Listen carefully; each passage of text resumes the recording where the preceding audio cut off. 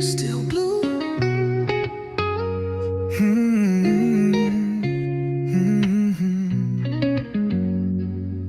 Footsteps on Fulham Road, moonlight on my pride. Wore this badge through highs and lows, never had to hide. Memories in Stamford Breeze echo through my chest. Not every win is sweet, but I gave my all, no less. We sang through the rain, we danced through the pain. The pitch still remembers my name. Still blue through the silence and the roar. Still blue even when we don't score. I carry the soul of the shedding crew. You can't shake me, I'm still blue.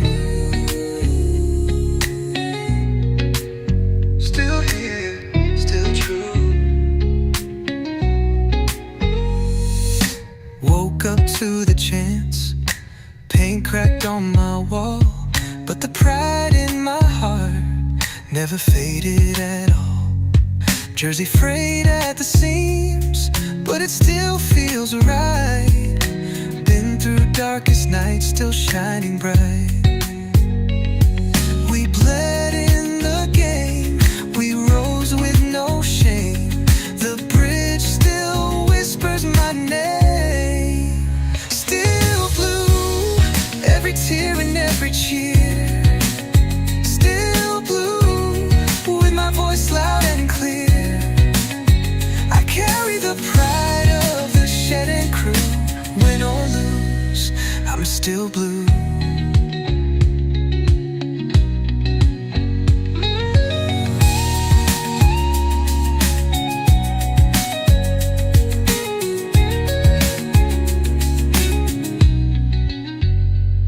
From Drogba's fire to Reetz's run, we stood tall under every sun. Through Abramovich nights to new days begun, this heart beats for only one. Still blue, even when they don't believe. Still blue, every year we grieve and dream. I carry the hope of the shedding crew, born for this, I'm still blue.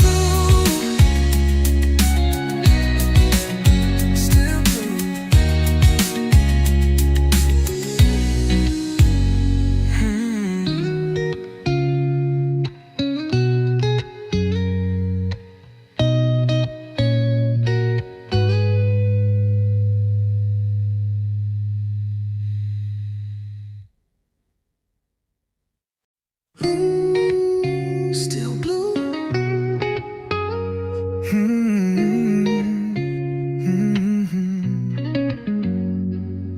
Footsteps on Fulham Road, moonlight on my pride. Wore this badge through highs and lows, never had to hide. Memories in Stamford Breeze echo through my chest.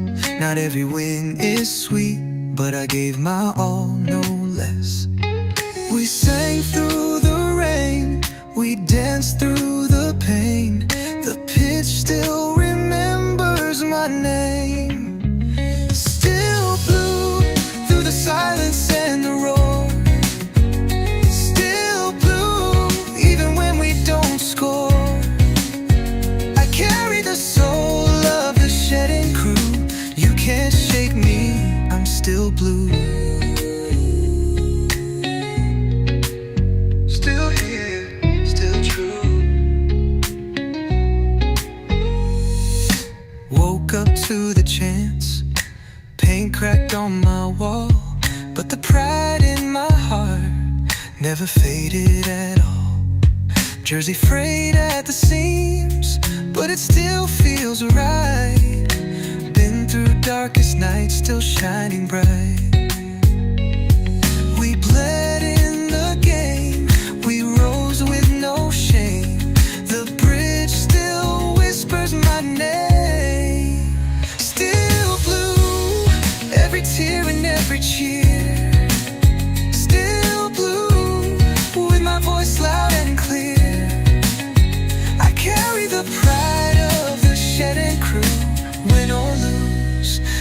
still blue.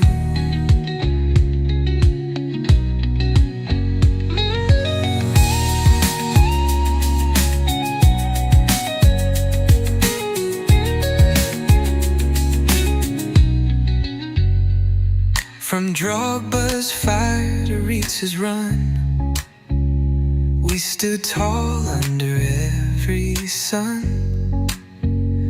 Through Abramovich nights to new days begun, this heart beats for only one. Still blue, even when they don't believe. Still blue, every year we grieve and dream. I carry the hope of the shed and crew, born for this, I'm still blue.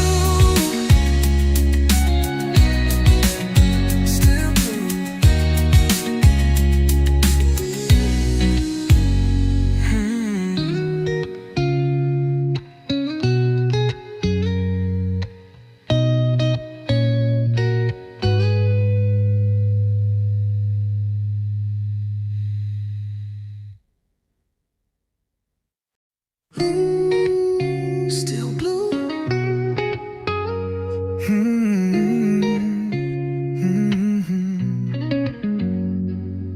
Footsteps on Fulham Road, moonlight on my pride. Wore this badge through highs and lows, never had to hide. Memories in Stamford Breeze echo through my chest. Not every win is sweet, but I gave my all, no less. We sang through the rain, we danced through the pain. The pitch still remembers my name. Still blue through the silence and the roar. Still blue even when we don't score. I carry the soul of the shedding crew. You can't shake me, I'm still blue. Still here, still true. Woke up to the chance, paint cracked on my wall, but the pride in my heart never faded at all. Jersey frayed at the seams, but it still feels right. Been through darkest nights, still shining bright. We bled in the game, we rose with no shame. The bridge still whispers my name. Still blue, every tear and every cheer. Still blue, with my voice loud and clear. I carry the pride of the shed and crew. Win or lose, I'm still blue.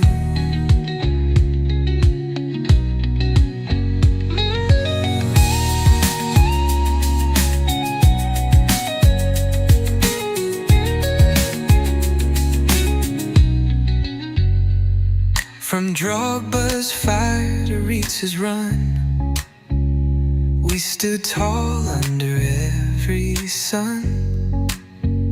Through Abramovich nights to new days begun, this heart beats for only one. Still blue, even when they don't believe. Still blue, every year we grieve and dream. I carry the hope of the shed and crew, born for this, I'm still blue.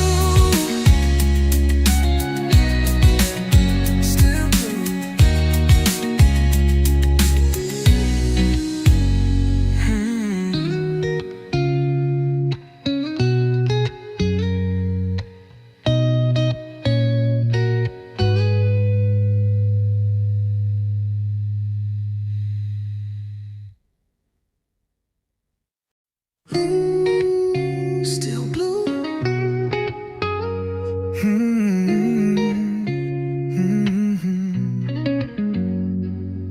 Footsteps on Fulham Road, moonlight on my pride. Wore this badge through highs and lows, never had to hide. Memories in Stamford breeze echo through my chest. Not every win is sweet, but I gave my all, no less. We sang through the rain, we danced through the pain. The pitch still remembers my name. Still blue through the silence and the roar. Still blue even when we don't score. I carry the soul of the shedding crew. You can't shake me, I'm still blue. Still here, still true. Woke up to the chance, paint cracked on my wall, but the pride in my heart never faded at all. Jersey frayed at the seams, but it still feels right. Been through darkest nights, still shining bright. We bled in the game, we rose with no shame. The bridge still whispers my name. Still blue, every tear and every cheer. Still blue, with my voice loud and clear. I carry the pride of the shedding crew. Win or lose, I'm still blue.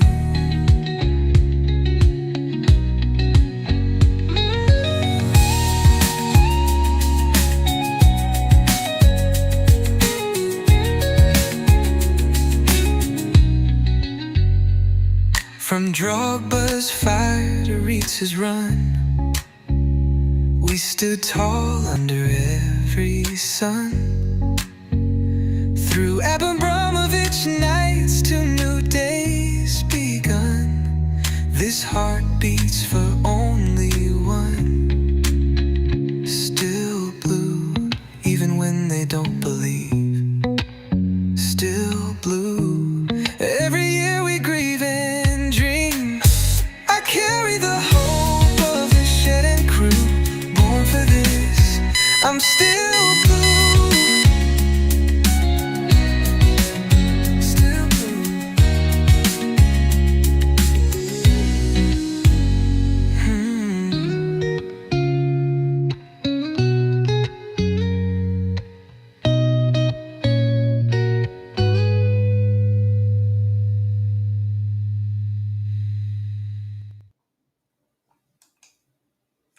Yes, good people, big up to all of you. Welcome back to Chelsea Perspective. Welcome for another edition of the Chelsea News Roundup Show. I do hope you're all doing well. I apologize for the absence. It's not intentional. It's something, yeah, we've been finding it difficult to find a time to host the show, but we're working on it. We're here to stay. It's going to be until the fat lady sings.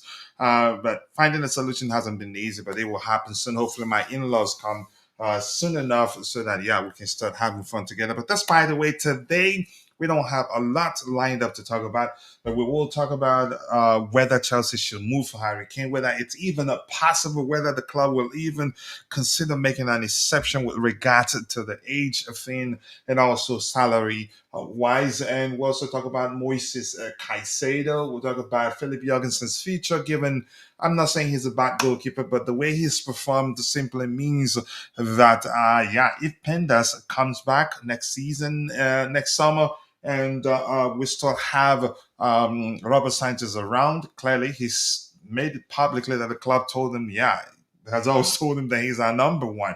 Then there's no future here for Jorgensen except if he goes out alone. Then we'll talk about Garnacho. Yeah, the agenda driven by Manchester United big account, and we're sucking up to it. But not so much, as I've said. The moment we're done addressing the items we have lined up, I call it a day, go take a break. I have a lot going on in my personal life. But yeah, as soon as my in-laws come around, it will make it a lot easier on me. But thank you once again for finding the time to join the conversation. Double tap your screen if you're viewing the show in a small device, on a small device, so to speak. Just double tap it, then you like the video on the big screen. press and hold your screen for just about a second, then you see the bells and whistles, including the like, comment, and share options. The more like we do beg for likes. Why? Because the more likes we garner, the more the YouTube algorithm will be triggered and be forced to push the stream to more people who'd be interested in the topics we have lined up. So without wasting much of your time, we'll start addressing the items we have lined up one by one. The first item here talks about Moisés Caicedo. We've been hearing for a while now that, yeah, we're looking at to offer him an improved contract. We've been hearing that, I think, 3 months now, and you think by now it'd be done. But everything comes down to how the news was presented to the fans, and we consumed it that way, thinking, a lot of us thinking, yeah, that very soon we'll have he'd sign a new contract. But this reads, that's Vince, of course, my go-to. His timeline is my go-to because I trust him. He tries as much as he can to be objective. When I see his opinions, I do know, and I'll let you guys know. We're not here to read his opinion except when it's aligned with the topic we're discussing. But this reads that Chelsea want to talk with Caicedo for contract extension. They want to reward him like they did with Cole Palmer, but it's not something that they have to do in the next hours. So we're not in a hurry to do that. He's like on a 1,000-year contract at Chelsea. So no need to rush. And the second paragraph reads Caicedo is very happy at the club. And this is the mutual feeling between Moisés Caicedo and Chelsea, between his camp and Chelsea Football Club. And no question whether he's happy at the club or not, but it's important that the club rewards him.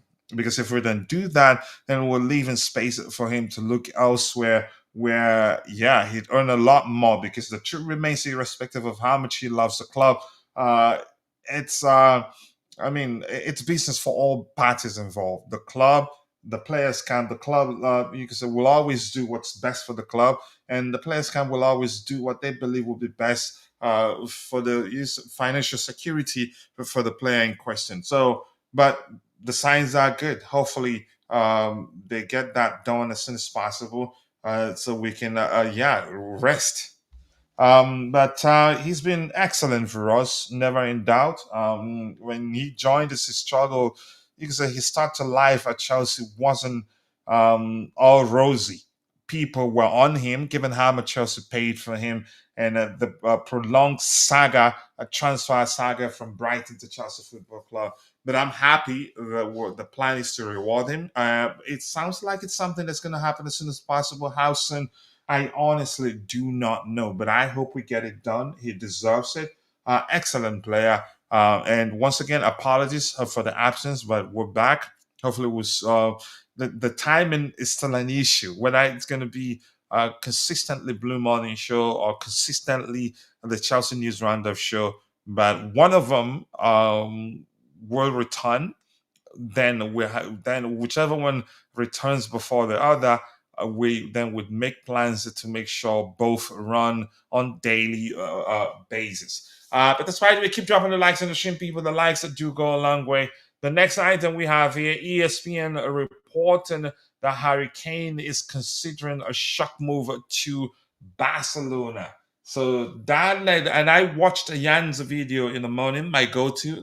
One of the only Chelsea content creators that I pay attention to, because yeah, he's almost always he's human. Sometimes you do get opinionated presentations from him, but 99.9% of the times objectively driven content, irrespective of whether we're Chelsea are in a bad place or things aren't going our way. So I listened to him. It does make sense to a certain extent. Chelsea going for Harry Kane, who has a £57 million release clause on its current contract at Bayern Munich.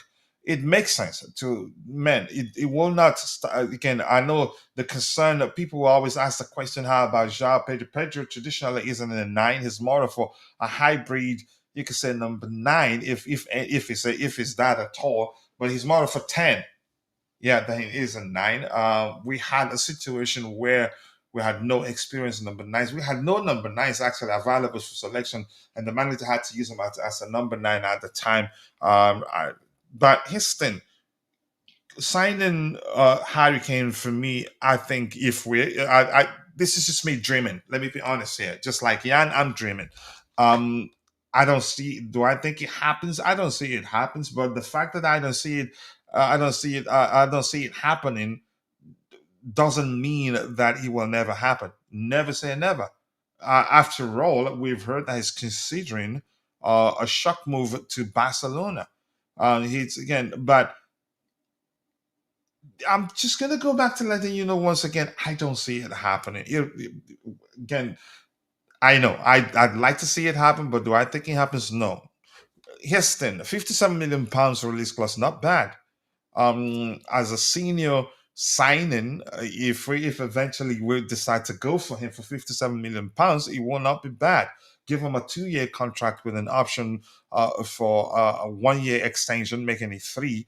I wouldn't mind risking it. He's good enough to lead the club to a Premier League title and all the trophies. We lack leadership in that attacking area. I get it. Pedro Neto, like how old is he right now? The most experience in that attacking area. But in terms of, let's say, central area in the attacking area, we lack leadership there. All young players are very inexperienced. If we sign him again, his signing, I don't think will be a negative thing. If you want to look at it from Liam Delap's perspective, if you want to ask the question, well, how about Liam Delap? The lap is still very young, and if we sign Harry Kane, he'd help nurture him to reach his potential. He'd help make him even better, and not the other way around, if that makes sense. But um, do I think it happens? Once again, I don't think so. But dreams do come true, and after all, what was it in October, early October, we did see that we're considering making a shock move for the Englishman. When we real when that was when we learned that he does have a release clause on his current buy-in contract. 57 million pounds, not bad, irrespective of whether he's 40 or 50. But he's not. Yeah, he's not that old yet, in my opinion. Given the way he operates on the pitch, doesn't exert, doesn't use too much of his energy, and also can also operate as a 10. He's that good.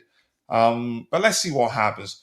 That's by the way. Keep dropping the likes on the stream, people. The likes do go a long way. Then we do have the case of Manchester United big accounts driving the Alejandro Garnacho agenda, trying to paint it like he was angry that he was subbed off during that game against Tottenham. He wasn't. You could argue, in my opinion, I'd say he just wasn't happy that he didn't get a goal.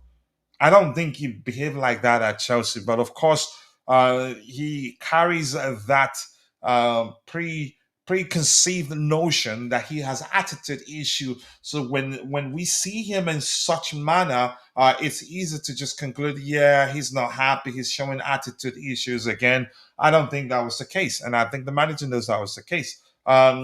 He's starting to show what he's capable of doing, and I think he's going to get a lot of assists. He puts in good balls into the box, and when he gets to that when we get to that period where he'd be on the same wavelength with his teammates, he'd get a lot of assists. So remember the last time we talked about him, I told people had Manchester United been more clinical when he was still there with them, he'd have twice the number of assists he had at United. So I'm not concerned. He's improving by each game, and that makes me happy.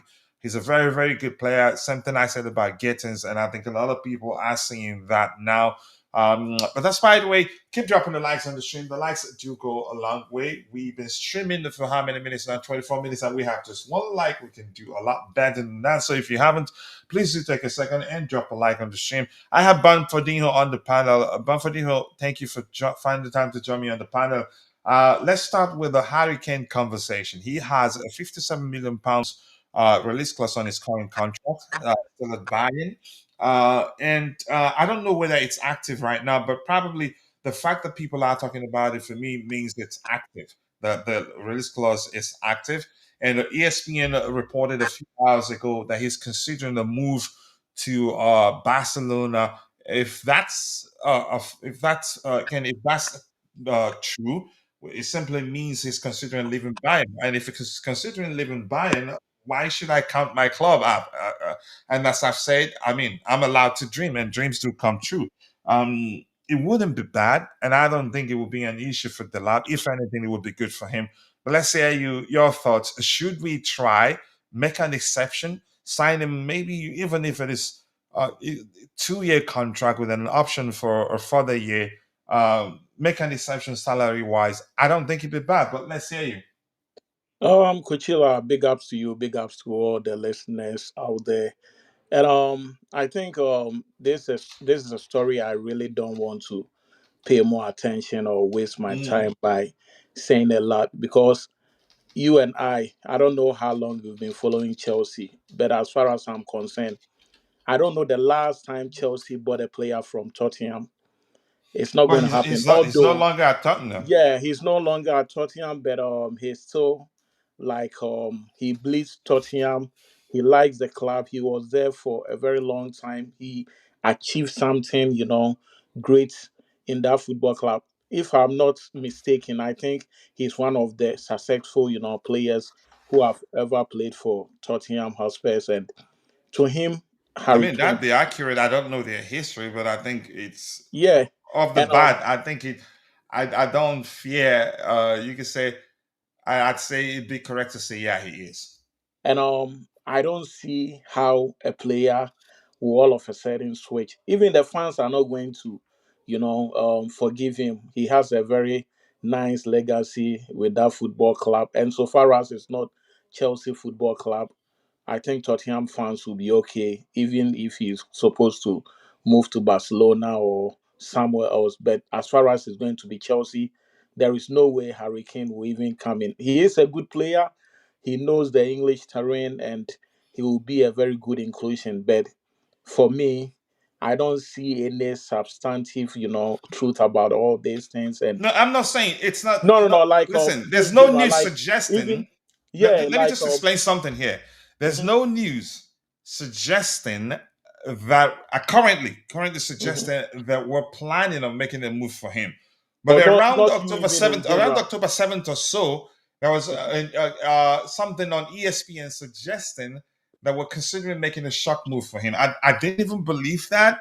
But for yeah. 57 million pounds, I mean, who's to say that we're not going to look at it and say, not bad. He can help us win a few trophies before he Mhm. retires. And I think the younger players will understand that we do need such an experienced players to win a lot more. It's just something I feel like we should discuss. If you Yeah. ask me, I'd say I don't see it happening, but never say never. But go Yeah, ahead. as I was saying, it will be very good. But our football club for some time now has the age range and everything doesn't seem to like favor us at this time. I would have loved to see him in the blue colors, but honestly, I don't see how this is going to happen. And even Mhm. for him to move out of Bayern Munich, I think it will be something I'm not expecting You're saying unless they're probably not going to let him go. yeah, unless maybe Bayern are able to win the Champions League with him, and that way you can say that oh, at least he won the Bundesliga and he also won the Champions League with them. But as Mhm. it stands right now, I honestly think Harry Kane will still be a Bayern player, and 57 million pounds wasn't going to be bad, deal. But I don't see how he's going to join Chelsea Football Club. And he hurt me talked about ESPN reporting 7 hours ago or so that he could move to Barcelona. It's a Yeah, move that interests him. That's a possibility, but we don't know. I think Bayern will keep him because losing him would be a huge. He will leave a huge vacuum in their attacking area. probably they are right because Bayern has some connection with Hansi Flick and if probably he's interested in Harry Kane, obviously it will depend on who is going to succeed him in Bayern Munich. And as it stands right now, I don't know if he has any, substantive, successor who will take over. And looking at the transfer market right now, I don't see any attacker out there. Maybe they can also go in for Mo Salah because I believe Mo Salah is somebody who could just look for a new chapter, and probably they can decide to go for Mo Salah. Then Harry Kane will join Barcelona. But as it stands right now, let's see what happens. If Barcelona are interested in him, I don't know if they have enough to go for Harry Kane at this moment or maybe in the upcoming season. But everything is possible, and I'm not going to rule it out in terms of him going to Barcelona. Yeah, probably. If he leaves Bayern, I think Barcelona will be his most likely destination. But that's by the way. Let's talk about Alejandro Garnacho. For me, he's shown uh, improvements. He was never a bad player. Didn't have preseason for us. I knew it was. I've always known that it will take him time to settle down as a Chelsea player, and I think he's actually settling down quicker than I had expected. And that's a good player in there. I've always known that, but at some point, as I've explained to people, and I do apologize for doing that. That's unlike me joining the campaign that he has attitude issue, no to Garnacho and all that nonsense. But at some point, I took a step back and looked at it and asked myself question: Why don't I want the player at Chelsea? Then realized I was just, you could say, uh, I just joined a campaign without questioning what the campaign was really for. But that's by the way, you've seen the agenda online. For me, a little bit of digging did show the campaign against Garnacho or the way he looked, his demeanor when he was subbed off against Tottenham. Um, they trying to they portraying that as him showing that attitude issue, reported attitude issue that he had at Manchester United, frustrated that the manager took him off. If we're sticking with the phrase, is frustrated that the manager or sentence that the manager took him off, that's something every player does. You Well, get, yeah, he didn't punch the what manager. He shook what hands with him when he was going when he was headed to the bench. He didn't curse him out. He said nothing. That is something natural you see from players when they are taking off. So why try to blow it out of proportion? Why try to paint it to be what it wasn't? But let's hear you. let me say this, coaches. I've been playing soccer ever since I was young until college level. And I can tell you that coaches love that. It might look like indiscipline to many of the fans, but if a coach see the anger in you for taking you out of the field, they believe that they've been able to achieve what they want you to do. Probably, if they do that, you might think that you are not doing extra enough. So when you go to the training grounds, you seem to work out a lot and you try to get the 90 minutes that you want. And I don't see anything wrong. If Ganacho is saying something or he's out there clubbing and misbehaving on the street and other things, I think we should just take it we should take it serious. But as he left Manchester United, he was a player they didn't even want in the first place in Manchester United. And they will hate it if the guy comes to Chelsea and he's been able to like win a lot of trophies with us, like the way Sancho did. So they are going to do this agenda. Like they will let us believe how indisciplined he is. And nobody should buy into that. If you really love Chelsea Football Club, I always tell people forget about where Garnacho has been before. Before he was a Manchester United player. Now he has signed for Chelsea Football Club. Whether we like it or not, he's going to be here. He's representing our football team. So why the hate? So I don't think we should pay attention to Manchester United fans because to them, they want to do everything possible for us to believe that Garnacho is an indisciplined player. Hmm. But him going off from the game is nothing because he wants to play more. So even if he was And mad can I enough say to that, this quickly? Can I say this quickly? yeah, If I were a Sure. manager and I sub off a player and find out they actually wanted me to sub them off and they're happy that they were subbed off, Hmm. I'm never gonna play them again Yep. because they don't want to Exactly. be there. It's really that simple. But go ahead with what you were saying. Yeah, that's why I was saying that when I used to play soccer, if a coach see you angry for decision that he's taking, they love it because they know they are just pinning you, like they are making you more angry to fight for more. And every player does that. A lot of players, even world class players, you see them going off the game and they are so mad. Sometimes they go straight into the dressing room. Sometimes people will be kicking. Look at what's happened to Vinicius Junior recently in the El Clasico. When they were subbing him, he was Just quickly, let me questioning. answer this question. It looks like Michael Yitayo, he's not patient enough to wait for me to come back to the comment section. Just hold on 1 second, please, if you don't Sure.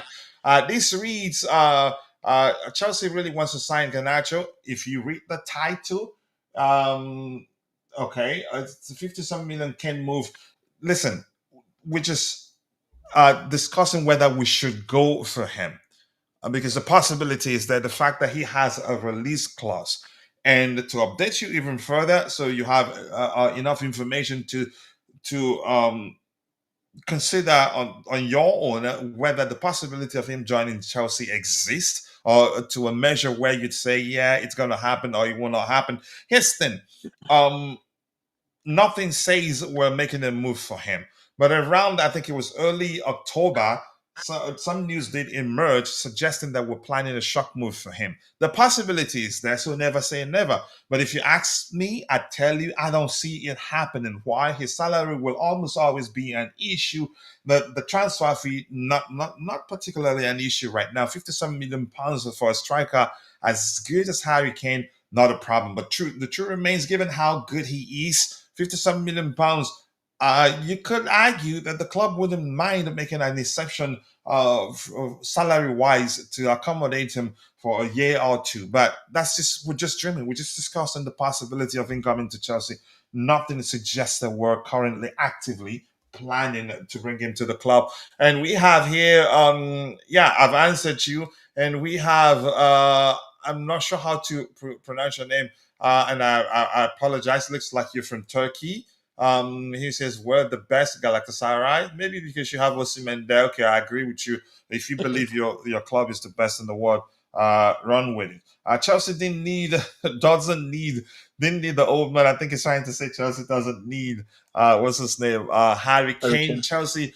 Okay, but that's by the way. I have Tony in the house. Tony, big up to you. Were you still speaking, Banfordino? Before I go to Tony, were you still speaking?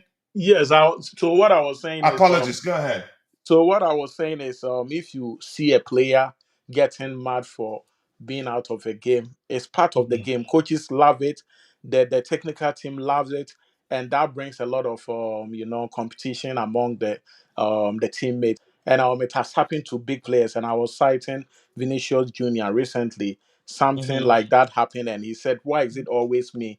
I'm going to move out of this football club, whether it's true or not, because based on the translation, the math, whatever therapists were doing. That's what they were saying he was saying. And yesterday, Tottenham game, the young kid, I don't know how to pronounce his name. He got injured I think, in about 10 minutes or so. And the coach said, no, you can't continue. He was so furious. But Thomas Frank is not going to take it For me, that personal. the way I read it, it just shows the eagerness to Eagerness, play, the yeah, eagerness commitment, to, yeah, commitment, yeah. That's I you think know. that's the most accurate language to use in this instance. Yeah, so I don't think Chelsea fans should just listening to Manchester United fans, whether we like it or not. If you ask me if Garnacho is somebody you really like, well, I don't hate him as a football player, but if I was part of the technical team, I wouldn't bring him in the first place. But since he's here and he's at least doing his best, at least he has scored some goals ever since he joined. And he's not a bad player.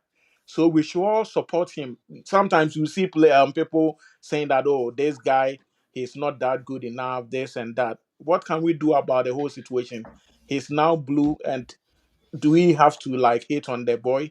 We can't hate on him. And so far, I haven't heard anything bad out there that Garnacho Mm. is on the street misbehaving, or he's at a nightclub, or he's working so hard. And this is a player who was really begging. I don't know if the word begging is right enough for me to use, but he was so willing to join Chelsea Football Club. If a player is showing that interest, why not? Let's embrace him. He's now part of us, and I hope everything goes well for him. All right. The only thing that I don't like is my favorite player is on the bench, and if you give me the opportunity, I'm going to go on that side. One of our best player is on the bench, and he doesn't get enough time of play, and it worries me a lot.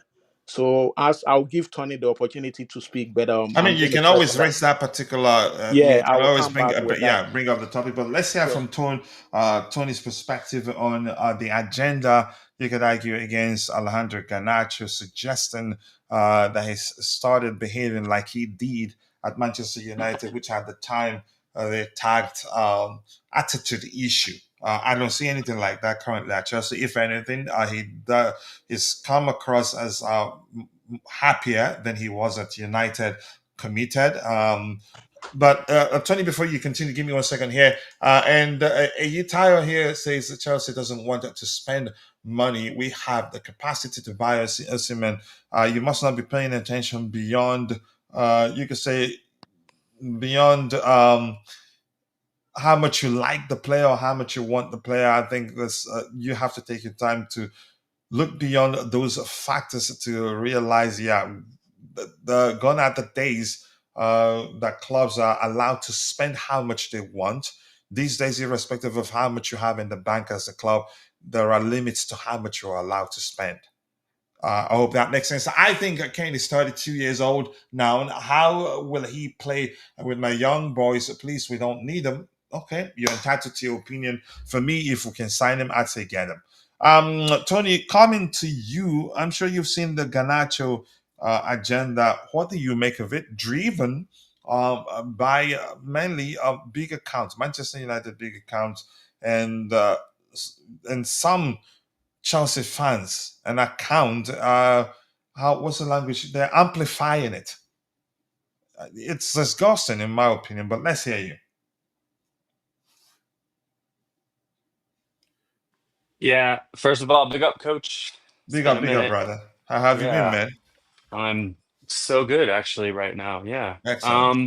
Yeah, hope the same for yourself. Yeah, I can't complain. Yeah. Good, man. Yeah, so I'll just get right into it. Well, I'll tell you, we have so the pub where we go do our Chelsea matches, we have quite a few Manchester United fans there, and we actually have one of my supporters club admins, her husband is a United fan, so he'll sit with us all the time, and Hmm. so I kind of get to hear, directly from the average fan like what they think. And um look, I don't know if the first parallel, and it's slightly different, yeah, but I feel like there are some parallels, like how quickly people forget. I feel like we heard some of the same exact stuff when we got Jadon Sancho, did we not?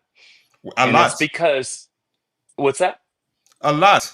Yeah, and it's because, look, United are mad that these players didn't work out for them. And they are hoping, especially since, we just got Sancho on, relatively low risk loan, and we decided not to, take him up on it.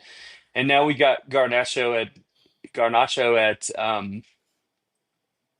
I think a fairly decent fee. I think that they want these guys to fail. They want so badly to say, "Ha ha ha! Our problem is your problem now." It's just been No, the no same thing. It was the refund. same thing with Sancho. It's the same thing now, and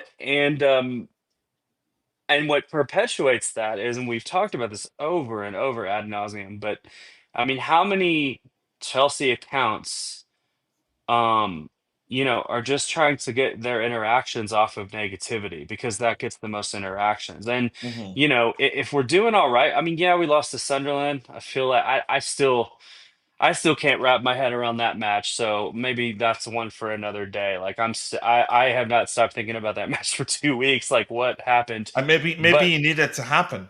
but apart from that, again, you look at the whole win-loss record. I mean, God, man, there's just so much green. There's so many W's. Like win, win, win, win, win, win, win, win, win for months.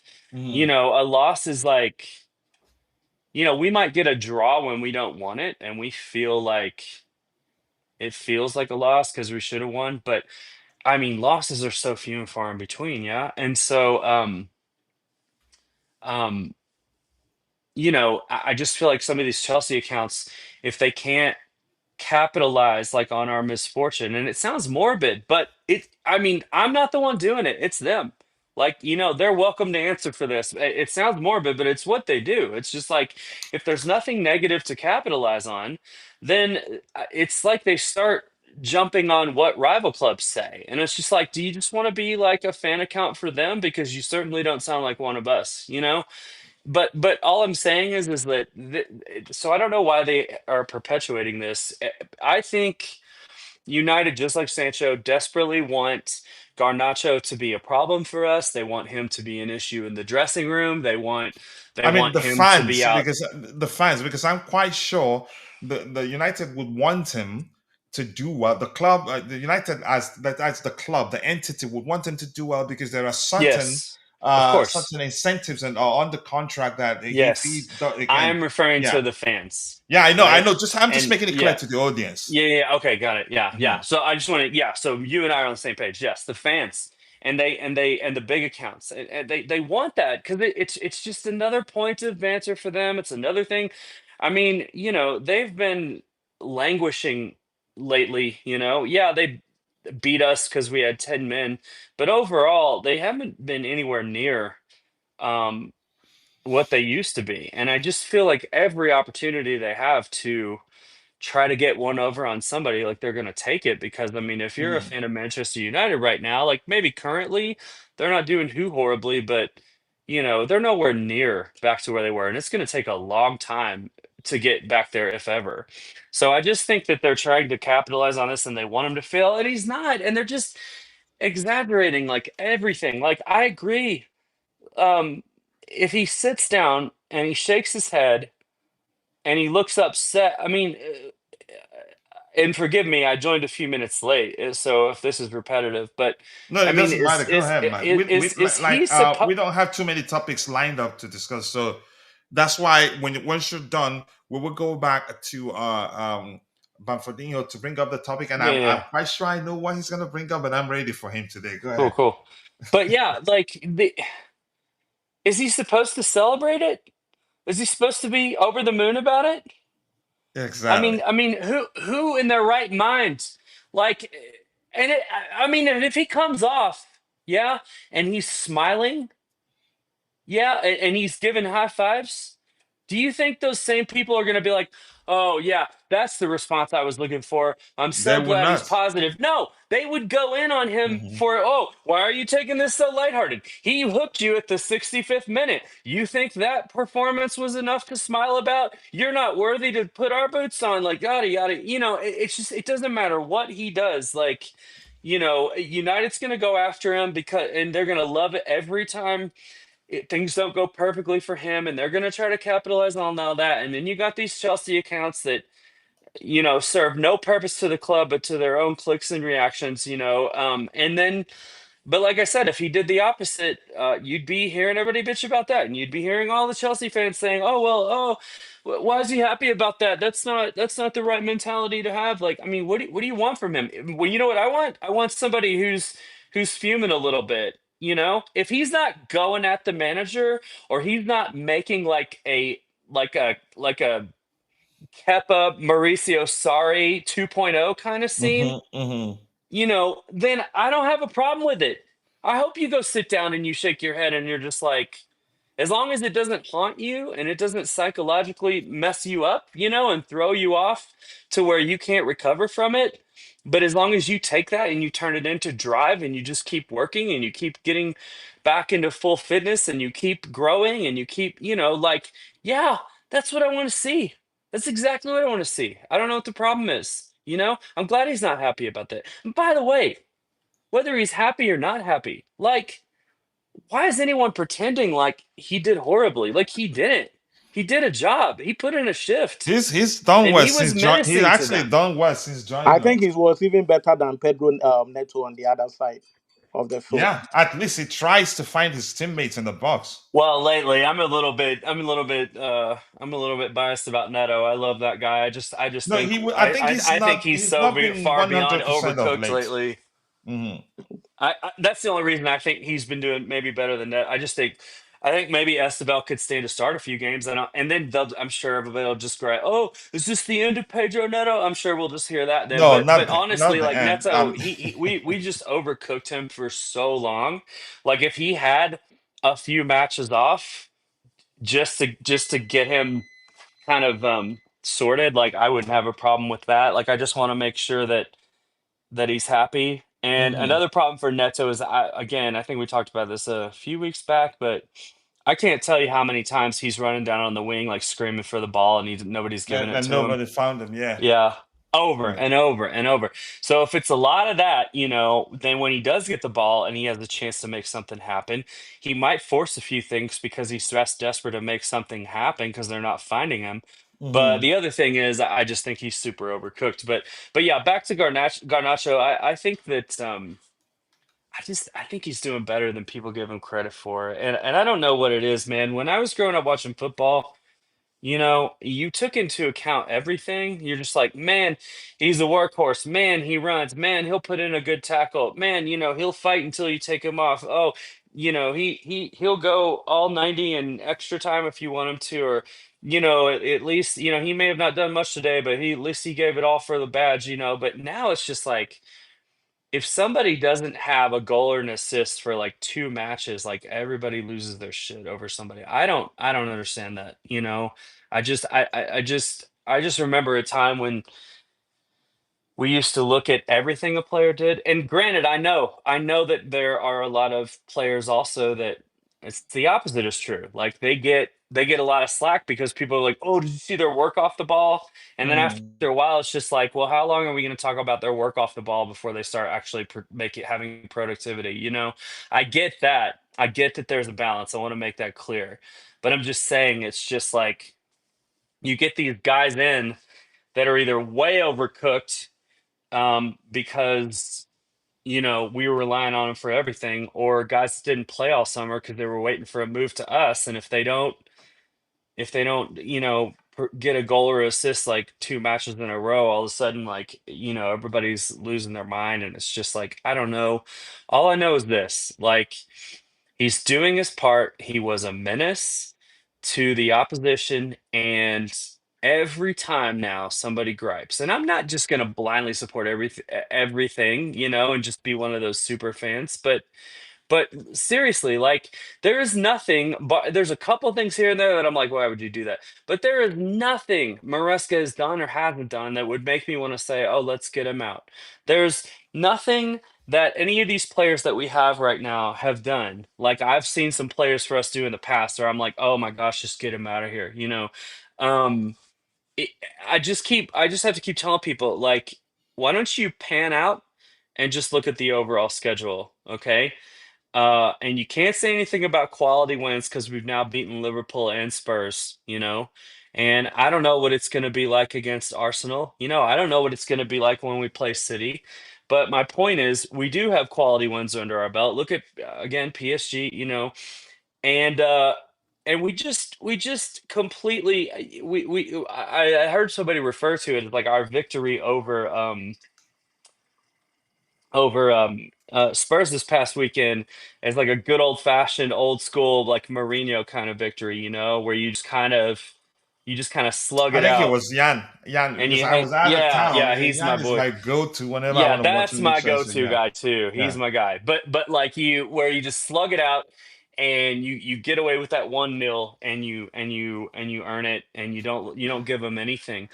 Hmm. So we all know that Thomas Frank likes to hold that low block and then spring out from it. And so now you can't say that, we can't beat the low block either because we found a way to do it. So I'm just saying, like, if people just pan out and look at our win-loss record, I don't know. I don't know how that doesn't make people just stop and say, okay, well, maybe I need to just kind of zip it for a little bit and just see how this pans out, Unfortunately, I think it's a mob mentality thing. Yeah. And I've fallen victim to that myself. Yeah. Yeah, yeah, Before, yeah. Well, yeah. the last thing I wanted to say was just like about I also think people need to remember when United fans, not only are they just looking for anything to say about us and they're just upset about how they've been doing and they wanted Sancho to fail, they want Garnacho to fail. Like I mean, I've talked to some of them and they won't admit it, but when you start dancing around that, I mean, they're still I think they're still kind of butthurt about Mason Mount.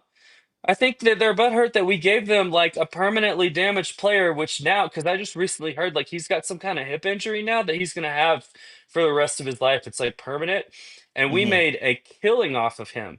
And they're still, I think that a lot of them are still kind of fuming about that. So, I mean, they're going to take advantage of any opportunity they have, like even when it doesn't really apply. So if Garnacho doesn't get a goal or assist and he's hooked at 65, and he's upset about that, they're gonna be like, "Oh, see, we robbed you," and it's just there's just not much weight to it. Anyway, I Mhm. have some thoughts about Harry Kane too, but I want to let you bounce it back over All to right. our other We'll friend come here. back. Yeah. I think it's going to be free form today. We don't have a lot lined up to talk about, and we still have tons of time to go. So let me catch up with a bit of what we have in the chat here. Ty, big up, nice to see you. I hope. I think I did see an Instagram post as I was flipping through some posts there. You saying that you were able to communicate with your family members and they're fine.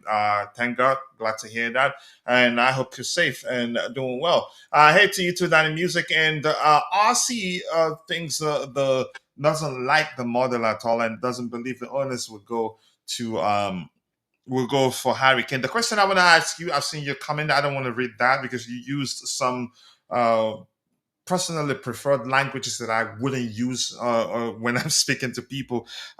Here's the question I want to ask you: do you really understand the reason for you can say the change in approach, the change in the change with regards to the way the club is run, the focus on signing younger players, offering heavily incentivized salaries? Do you really understand why that's the case, or you just don't want to know? You just don't like the model. Things have changed. Barcelona want to be doing the same thing. Manchester United will start doing the same thing. A lot of clubs will start doing the same thing because gone are the days that if you have 5 billion, you can sign whatever player you want. But these days, irrespective of how much you have in the bank as a club, there are limits to how much you can spend. It's really not that simple anymore. But I just want to know, do you really understand of why they've decided to take that path? Because remember, when they bought the club, they signed a lot of experienced players on very, very high wages. One of them, we're still stuck with one of them, actually. But that's by the way, let's see. Definitely bring Kane. Do I think it's going to happen? And by the way, RC, I don't think it happens, and we're just here to discuss it, whether we should make an exception in terms of his age, in terms of salary wise, and bring him in to help nurture Liam Delap, who's an, you can say, excellent talent. But with if we have somebody like Harry Kane at the club, I think he'd help him become even better, or maybe reach his potentials. But some will still question, will still see it as a threat to Liam the lab's development, but not me. Let's see. Hi to you too, Ty. Once again, I'm saying hello to you. What else do we have here? Yes, and how about you? Aaron's Gabriel, we're doing well, and thank you for joining the conversation. I do hope you're doing well. What else do we have here? Marvel Republic. Good morning to you too. I do hope you're doing well. Thank you for joining the conversation. And Clazo said Harry Kane would not go to Chelsea. That's a very believable. That's a believable comment. Why? Yeah, he was at Tottenham. Yeah, and you know the sort of relationship we have with Tottenham. I, but you're not, you because you're not Harry Kane. I don't think you can say categorically, definitely he's not gonna join Chelsea. You never know. Never anything can happen. But do I really think it happens? I'd say I no. Once again, and then I'll also come back to you and say the fact that I don't think it's gonna happen doesn't necessarily means it's not gonna happen. I don't work for the club. They've proven that if they really want a player, they get that player. He's linked with the Barcelona move. Yep. If you joined us early on, I talked about ESPN's news. I think it was 8 hours ago. Right now, suggesting that he's open to joining Barcelona. Yeah, I've seen that too. But that's by the way. Let's come back to you, Banfordinho. Tell us about that favorite player of yours that, that you complained that has been sitting on the bench. Well, Coachila, thank you. As you Should all I said, guess? of course, everybody knows because I've yo that boy. I really like the boy because during the July Club World Cup, I was some few meters away from this boy, and I was wondering, yo, this boy looks so fragile. Is he really up to the task at Stamford Bridge? I was wondering, but the way he was rocking shoulders with that young guy we really wanted to buy from Spain. I've forgotten his name. He's a Nigerian descent playing for Porto. There was one on one, tackling or something like that. And he overpowered that dude. That dude is very huge. So I realized that yeah, he might look Can very you name fresh. name the player in question? I could be wrong. He was, I think he was in Atletico Madrid, and he nearly joined Oh, you're Chelsea. you're you're talking about Ah, the went to Porto, Omaro Porto. Dion. Aha, that dude. The way he was rocking shoulders with him, I realized that no, this boy might look very fragile and he's really strong. And I mean, he proved everybody wrong. But before I make any statement here, whoever is listening and everybody on this platform, if you know me, I have nothing against Maresca. I'm somebody the day they announced that he might probably You be the. haven't given us a name. I will come. I will land. Today you All said right, we have more land time. So safely. just let me just do my introductory, then I will land. Maresca, as you know, is somebody I really like. I was somebody I made a video about Maresca, and I was even talking directly to the Chelsea supporters that hey, let's Mhm. give this guy the opportunity. The video is still out there on YouTube. Let's give Maresca the opportunity to come and take our football club.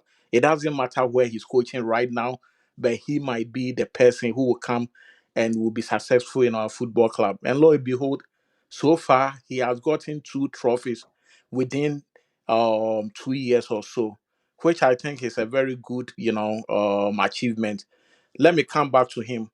Whatever he's doing, he has to be very, very careful because as a coach, if the team is doing very well, everything goes to the players. You don't get enough, acknowledgement from anyone. But the moment things are going so bad, you are the first person everybody will point fingers at.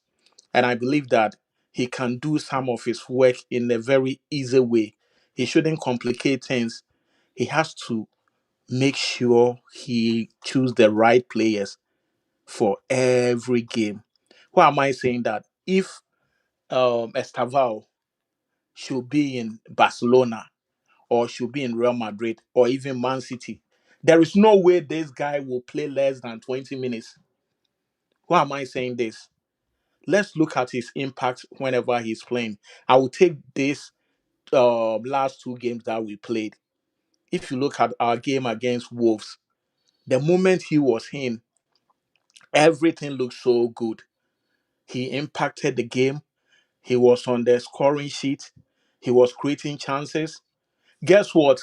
We took him out of the game, and you all know what was happening.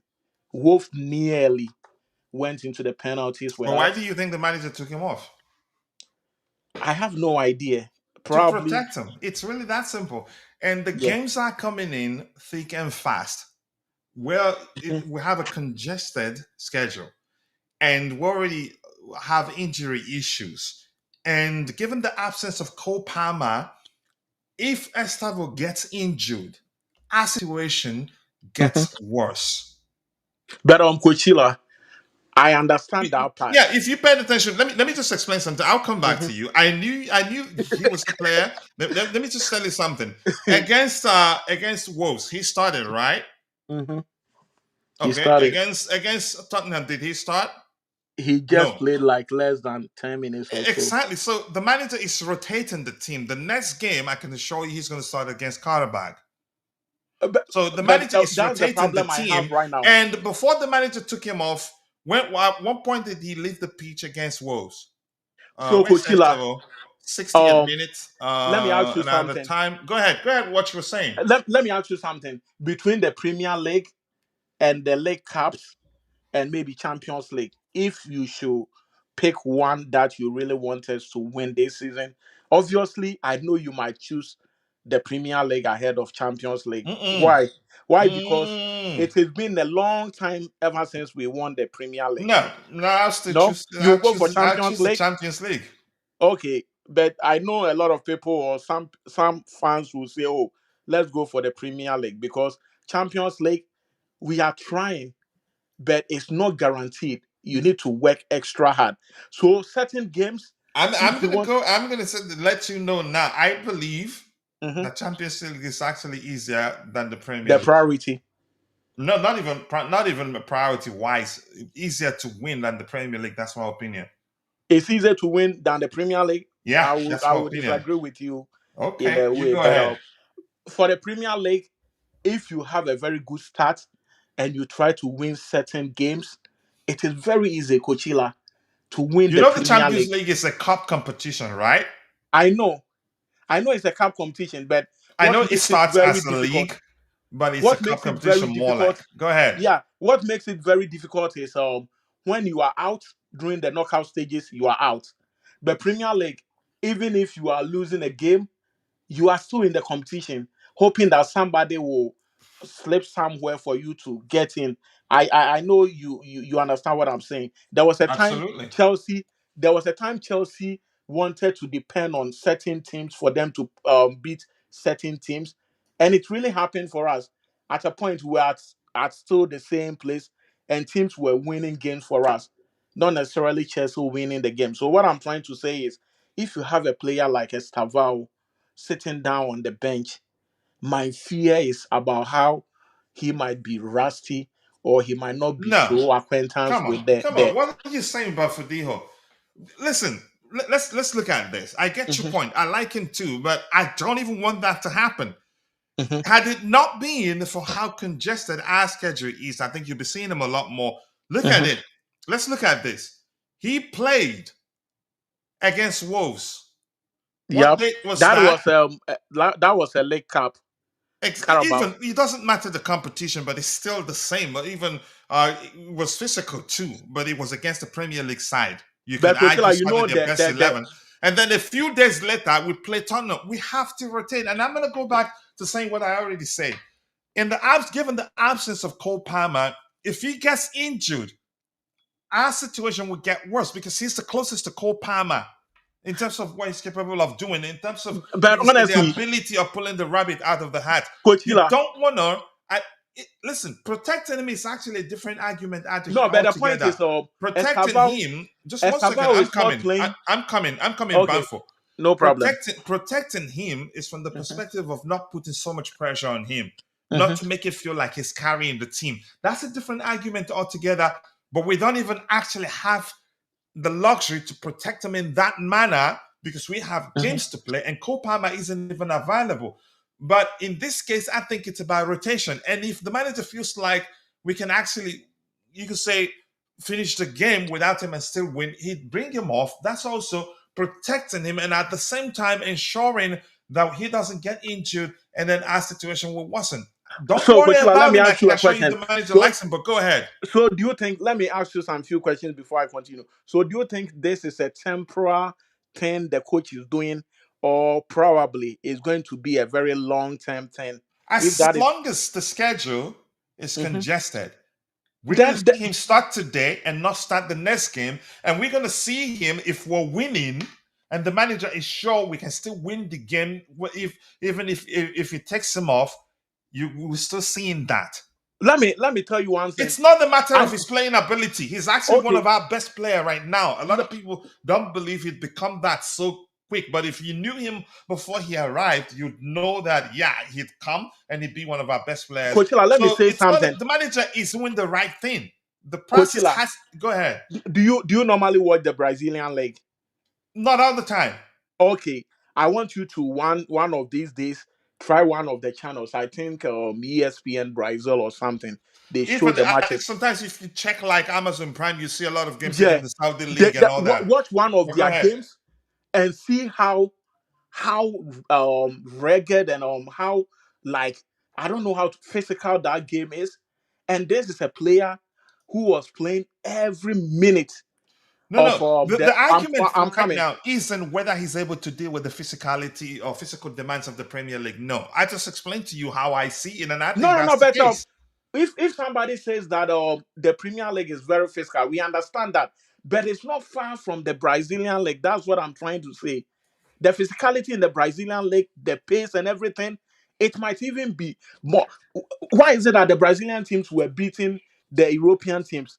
It tells you what kind of league they are playing over there. And this is a player who played majority of the game.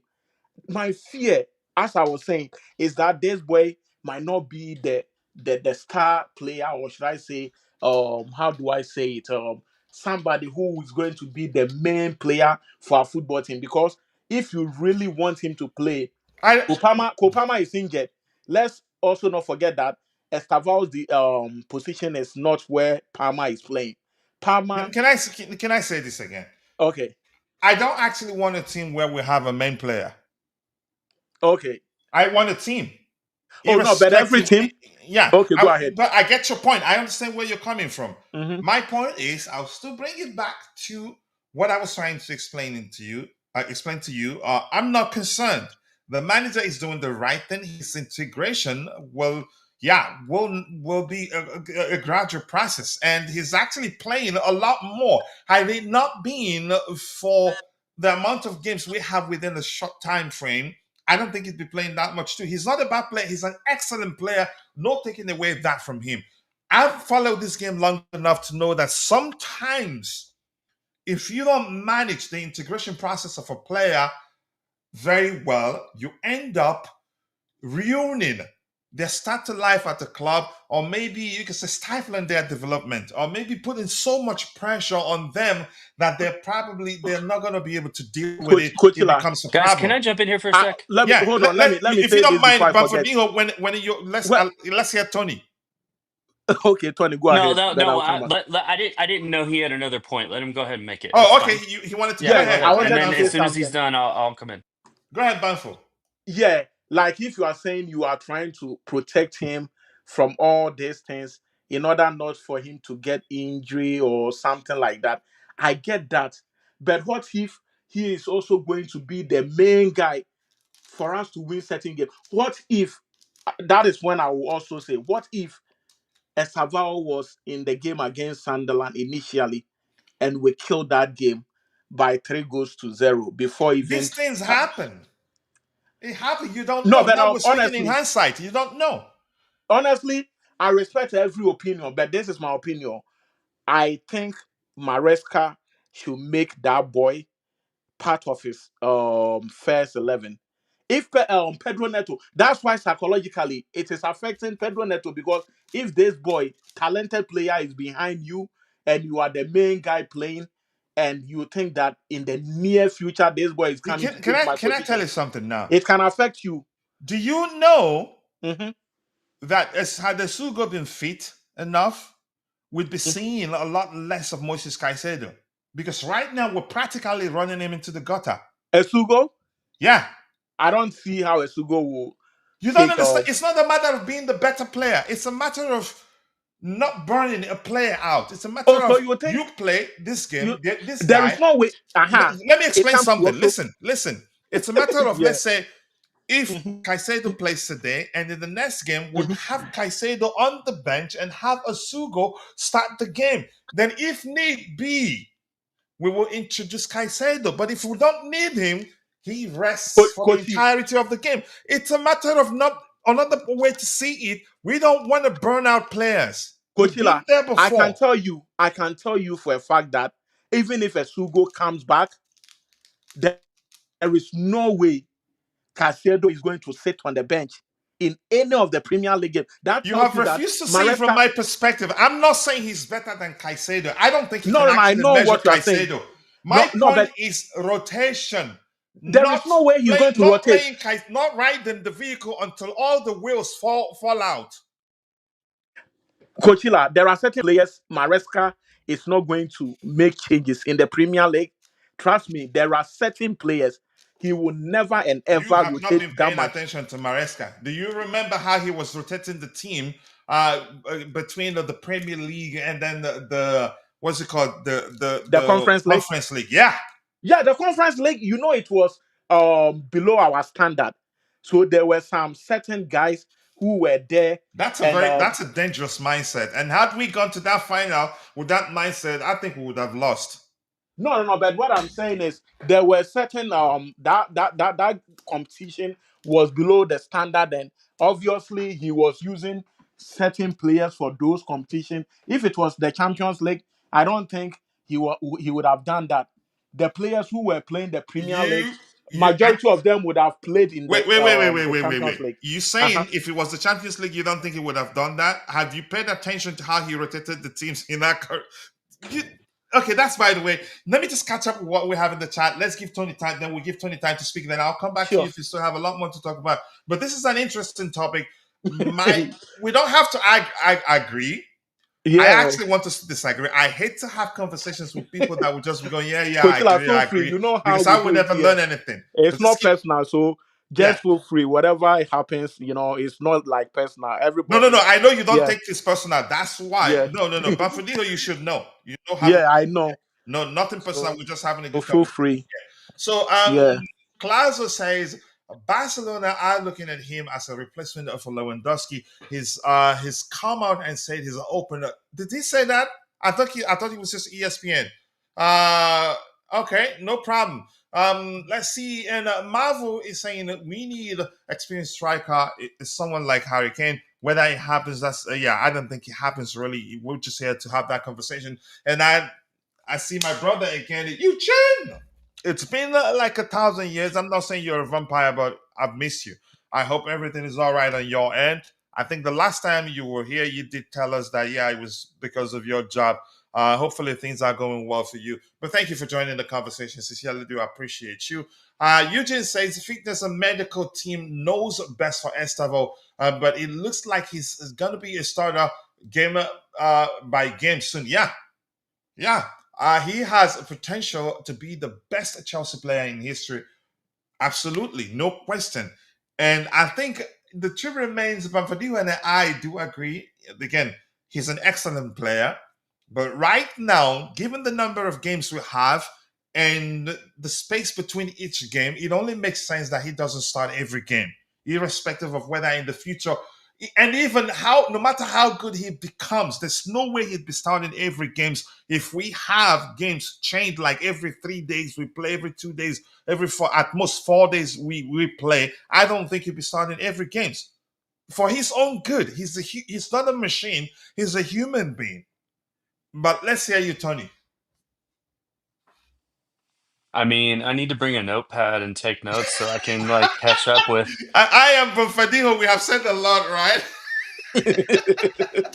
My God, I'm trying to think of a good analogy of your guys' conversation. It's like I don't know, man. It's No, but it's an important it's one. warp speed, bro. I'm just like, oh, that's a good. Oh, no, no, no. I need to write that down. No, so I had a lot of thoughts. I think I lost half of them, but so like, I guess the first thing is gonna go back. That's another thing I hate. Like, there are a few things I want to address, but I'll have to backtrack a little bit. You know what I mean? Um, but when you guys were talking about the Premier League and the Champions League, Mhm. like what you prioritize, yeah. I mean, my Um, opinion. yeah, I think that obviously we should always try to go as far as we can in the Champions League. obviously. I mean, in every competition you should, but especially that one. Um, and I'm not saying either you're wrong. I'm just saying, for me, I just think the optimal position the club should take is maybe a little more so because we haven't won it in so long. But I just think that you you should try to win the league every year because a byproduct of that is if you don't, you have a much better chance of finishing pretty high and qualifying for Champions League to make sure you stay in there so you can keep competing for that and so you can keep that revenue coming in. Yeah. So I think priority one every year should be to try to win the league because if you're finishing in those top spots and who knows how we're going to perform over the next years, we might lower our coefficient and lose that fifth spot. And then you need top four again to get in Champions League, yeah. So I just think that should always be the priority because typically a byproduct of that as well, at least you qualify for Champions League and you can keep playing there. So yes, you should try to go as far in that as you can, but if I'm resting guys, it's probably for league matches, Premier League matches, and I don't know. It's getting wild. Mhm. Like it used to be, you could be years ago. You could look at a team like Sunderland, and you could say, well, probably be able to field our B team against them, and like. You're always like, oh, we're trying to be gentlemen about this. Like, we don't want to disrespect them, but we need to save our guys for this other match. Now, the league is so competitive, Sunderland can beat you at home, and you Yeah. can play what you think your best team is, right? Hmm. Um, but having said that, it's so unless you're, I think in the conference league, it was a little bit easier. Like you could look at that opposition and say, okay, we don't have to decide if Champions League or Premier League is going to be a harder match. Like we pretty consistently fielded our B team in the conference league. And that kind of was a little more cut and dry until like the very end, and then obviously we wanted to play our best players, semifinals into the finals, to make sure that we got it over the line. But it's just harder when you're in Champions League and you're in a league this competitive. This is the furthest thing from a Farmers League. Everybody jokes, oh, is the Bundesliga a Farmers League? Is La Liga a Farmers League? Is Liga a Farmers League? Is Serie A a Farmers League? And it's like, I'll tell you what's not a Farmers League, the Premier League, because you never know what team is going to give you what week after week after week. And it just gets tighter, I feel like, every season.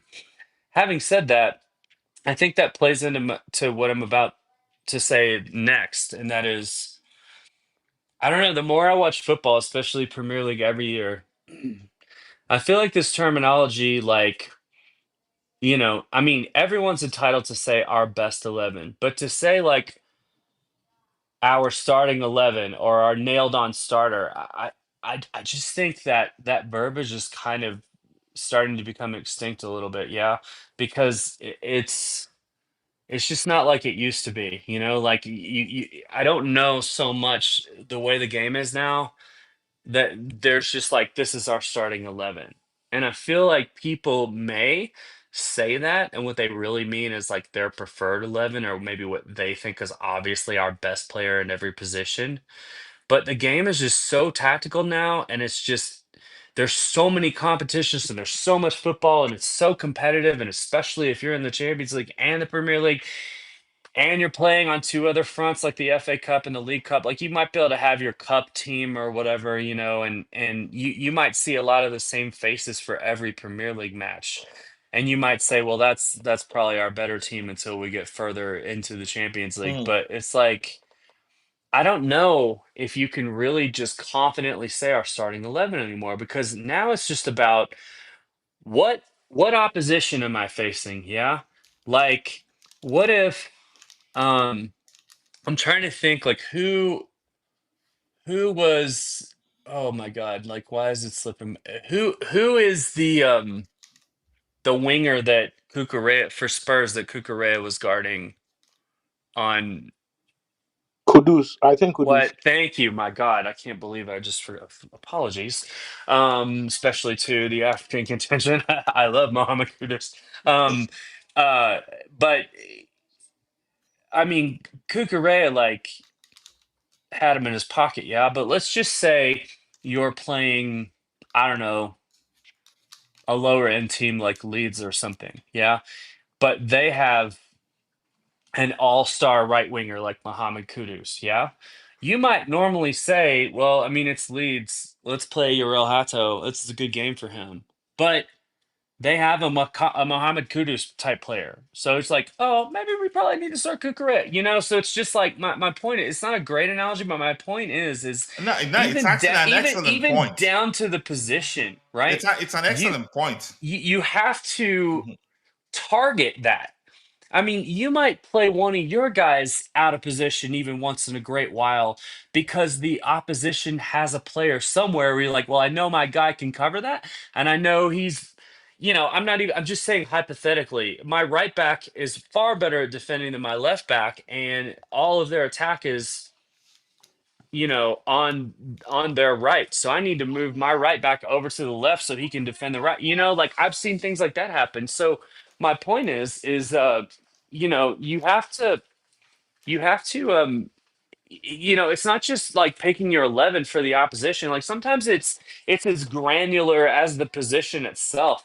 And so, sometimes I'll just see a lineup, and typically I call it for the most part, but sometimes I'm like, what am I looking at? And then the game's over and I'm like, that was kind of a masterclass, and you're just like, well, that's why I'm not a Premier League manager. You know what I mean? And so it's just like these it just changes so much. Like so I think what we need to start sort of drawing the line between, hey, here's my preferred 11, or even like, here's what I think is our best player in every position. However, does that position even exist if we have to switch to X or Y formation against this team? Like, Mhm. well, now we Mhm. don't have that position because we have an extra midfielder, or we have to like I think just for me, like I'm trying to get away from that verbiage and just say, who's the best for this. Now, there's one more level I wanted to add to this. Now we talk about Esteval,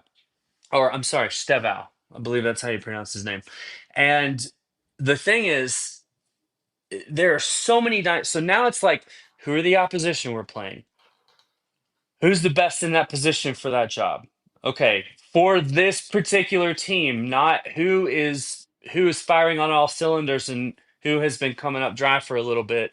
Who's the best in that position for this team? But on top of that, who just played 3 days ago and who is rested and ready to go? But on top of that, like then it gets even more. So this is what I'm thinking about. All right, because you guys both made really good points, and I think the reason you were going back and forth is because you guys both have some good points, and that's my point. Like that's why this is complex. It's not cut and dry. Like here's our 11.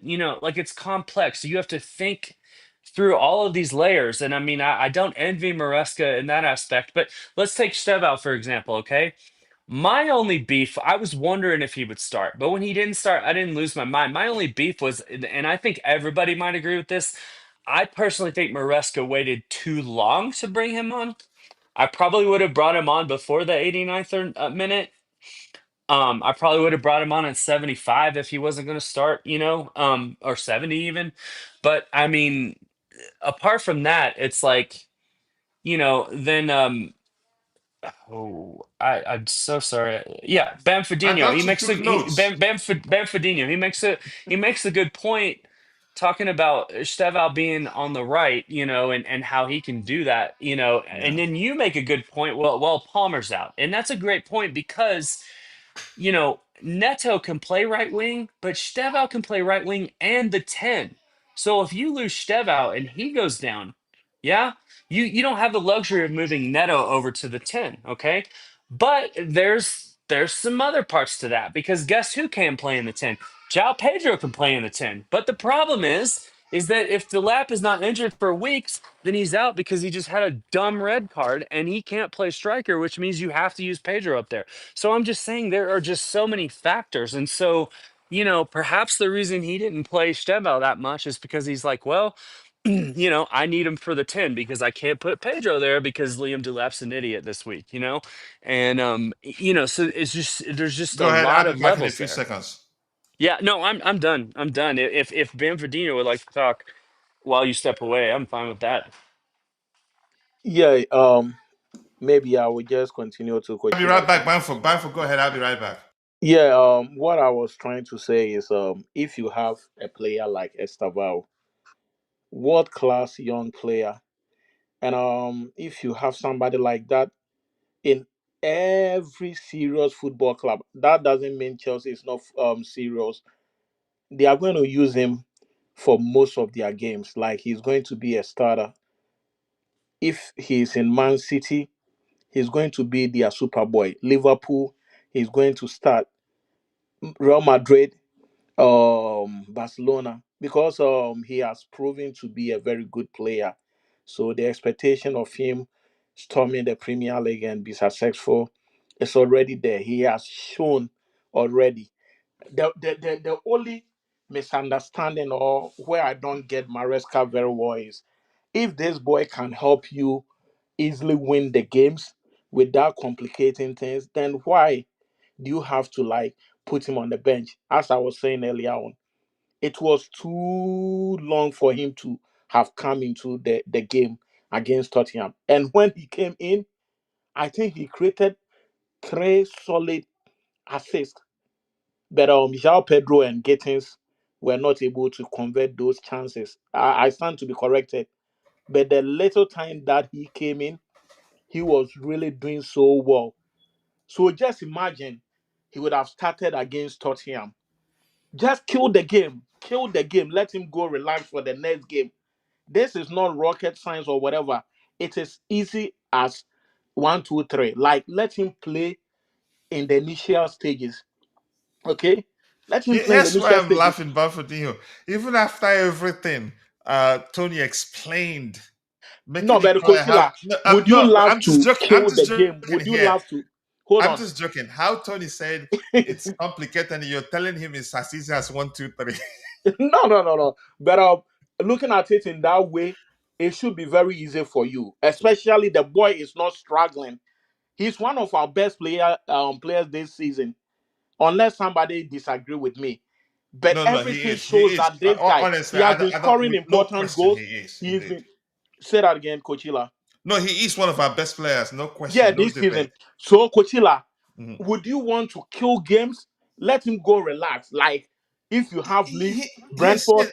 Here's what I'm gonna say. Mhm. I we see things differently. We agree. Is it disagree to agree or agree to disagree? Uh, we do say things from different lenses, and that's the reason. For me, I'd say I haven't seen. Maybe I've forgotten. I can't remember seeing a situation where um, I'd say, yeah, the manager waited too long to introduce him. I've always paid attention to the rotate. That's the manager selection So pattern. And Coachella, let me ask you, sorry to Mhm. interrupt. Our game against Sunderland. Do you think if Estaval has started, how was that game going to end? You don't know. We're speaking in hindsight Exactly. now, and we But scored four. We were the better side until I'm not sure. Houston, I'm. I like just as Tony. That game infuriated me so much. I like rewatching Chelsea games, but I found it difficult to rewatch that particular game because the goals we considered, my goodness, we shouldn't have mhm. considered those goals. But they played more like they wanted that win more than we did on the day. But here's what gives me Coachella, let joy me right answer now. you for that. Here's what makes me happy right now. Mhm. The performance we experienced against Tottenham shows that I think we've overcome the added, you can say, the added stress. Maybe I'm not sure what would be the most relatable language to use there. That was due to the Club World Cup. Mhm. The sort of energy we showed in that game showed for me it's reflective of the fact that we've recovered fully. And I think from now on we're gonna see a different Chelsea. Honestly, as I was saying, Mm. if I was Maresca, right, and I really want to win this league, for at all costs, I will risk, because at the end of the day, you are going to wait for Estaval to come in the last 10 minutes, trying to get the winning goal, struggling and everything. It's going to be the same thing. So why don't we bring him in early enough? Let's finish the game, because if he's in, I can bet you But that not this not in guy. every game. Pay No, attention I to the know he's manager's not going to play selection every pattern. game, You see Coachella. But clearly he's so rotating. But let's go take it ahead. this way. Let's Go take it ahead. this way. Do you think if Estaval was playing in Real Madrid or Barcelona, they will be playing him from the bench? I don't think so. It won't be. Yes, then my point is, it's not going to be starting every games or every game. And that's the problem I also have, because if you look at all the top So you teams, want him to be starting every game. and James doesn't start every game. Cole you Palmer, know why even it's when not fully good for fit, you to be doesn't changing start your every squad. game. Coachella, hold on. Do you know why it's not that good for you to be changing squad all the time for every? We need consistency. To be honest with you, I I don't understand, care but about. can I ask you this question? Do you Sure, understand the dangers of not rotating the team? I know the dangers in connection of not rotating, but we are not doing like a practical We don't or have the luxury to keep playing same squad, Champions League, Premier League, Coachella. Cup games. It's a Then our team huge is not risk going to given the exist. number of players we have injured. That's the problem I have with some of the narrative out there. This is their job. Previously, around this time, we had teams that were playing like 4 games within 1 week. They never complain. It's their job. You understand? They go to training every morning. So if people are saying, oh, they are going to break down this and that, I tend to disagree with them, because you cannot tell me that they cannot handle the number of games that they have to play. Some people Can I did it ask you this before. question? Two questions. Sure. One will be enough. You realize these guys are not machines, irrespective of how much they earn weekly. They're humans. Coachella is the lifestyle. If you overplay them, you will burn them out.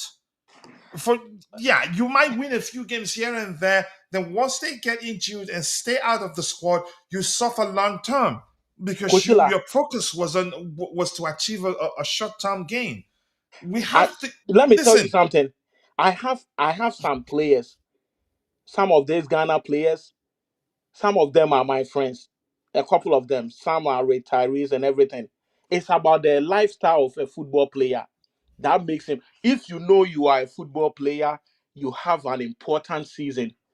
Why would you want to stay up all night playing video games, knowing that the next day you are supposed to go to training? That's what I'm saying. It's a lifestyle. These guys can play as many games as they can, and nothing will happen to them. But sometimes it's the lifestyle, and fans want us to believe that the number of games are going to make them break down. No, Coachila, this is their. It's like you telling me that, oh, I work at this place, and the way I'm working is too much for me. Something you are doing is your job. So if you tell me that Maresca is trying to protect them because of the number of games, I don't want to agree with that. First of You don't all, have to. yeah, first of all, Coachila, if you have a team and your first 11 within 10 games, your first 11 has been changing. You keep changing your first 11. First, the number one situation here is they might not be getting things right. Of course, he's been trying it and we are winning games. What if we're constantly using the same squad? By now would have been on top of Arsenal. That's the point I'm trying to make. Because if this team was doing so good, why don't you continue from last week's performance and bring the same team, but knowing who is going to start ahead of the other person? But if you tell me because of the number of matches, this team should start, and the following game you bring another team, you don't seem to get things right. The consistency is not going to be there. So I'm pleading with Maresca, whatever it takes for this boy to play, just let him play 70 minutes. Let Estaval be playing every Well, game. I wanted to kind of clarify, like, what are you saying that, like, there's a certain team or certain players that if we kept playing them, we would probably be above Arsenal right now. I don't want to put words in your mouth. I'm just trying to follow Yeah, you. yeah. What I'm saying is, if Estavao was playing each and every game, this is my opinion. You can disagree with me, and I don't have any problem. What I'm trying to say is, if we were having certain players like this is our first 11, and so far they were the players and the squad that was playing each and every game, probably we might have been winning every game by now, and we'll be on top of Arsenal. That's what I'm trying to say, because I asked Coachila, what if Estaval was going to start the game against Sunderland? Probably we might have won that game, because when we needed But we're not somebody certain to. that might have been the case. We're not certain. There's no way to tell. We're speaking in Yeah, hindsight. because we He- are assuming, but I believe the time we were on top of Sunderland, you needed somebody like Estaval, because this guy is somebody who comes in and he will make the opposition work so hard. He can create a lot of chances. So why don't you kill the game? Let him go and relax in the next 15 minutes. He can recover. He's going to recover for the next game, instead of you letting him sitting on the bench each and every time, and you feel like, oh, he's not supposed to start the games. I have a problem. How many games he has started so far? The game he Here, started, we had issues with the squad, and he had to go and sit down.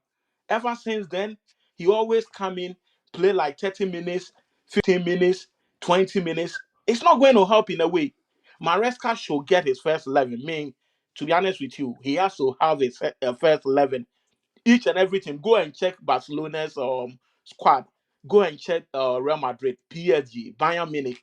Go and check all those teams. Man City. They have their first 11. These are the people they know they are going to play each and every game. so so City, you're saying fields the same 11 every match. If some of the players are not there, you can go check. They are on the injury list. That is what I'm trying to tell you. Because I think I just think that a better sample size would be Manchester City as opposed to Barcelona. I'm certainly not saying that No, so Barcelona doesn't go have check good players, but go if you check ask me, City's go check I think City's we have a first better 11. bench than Barcelona does. What And is so it? I think their first 11 are a little bit more nailed on than you could say ours are.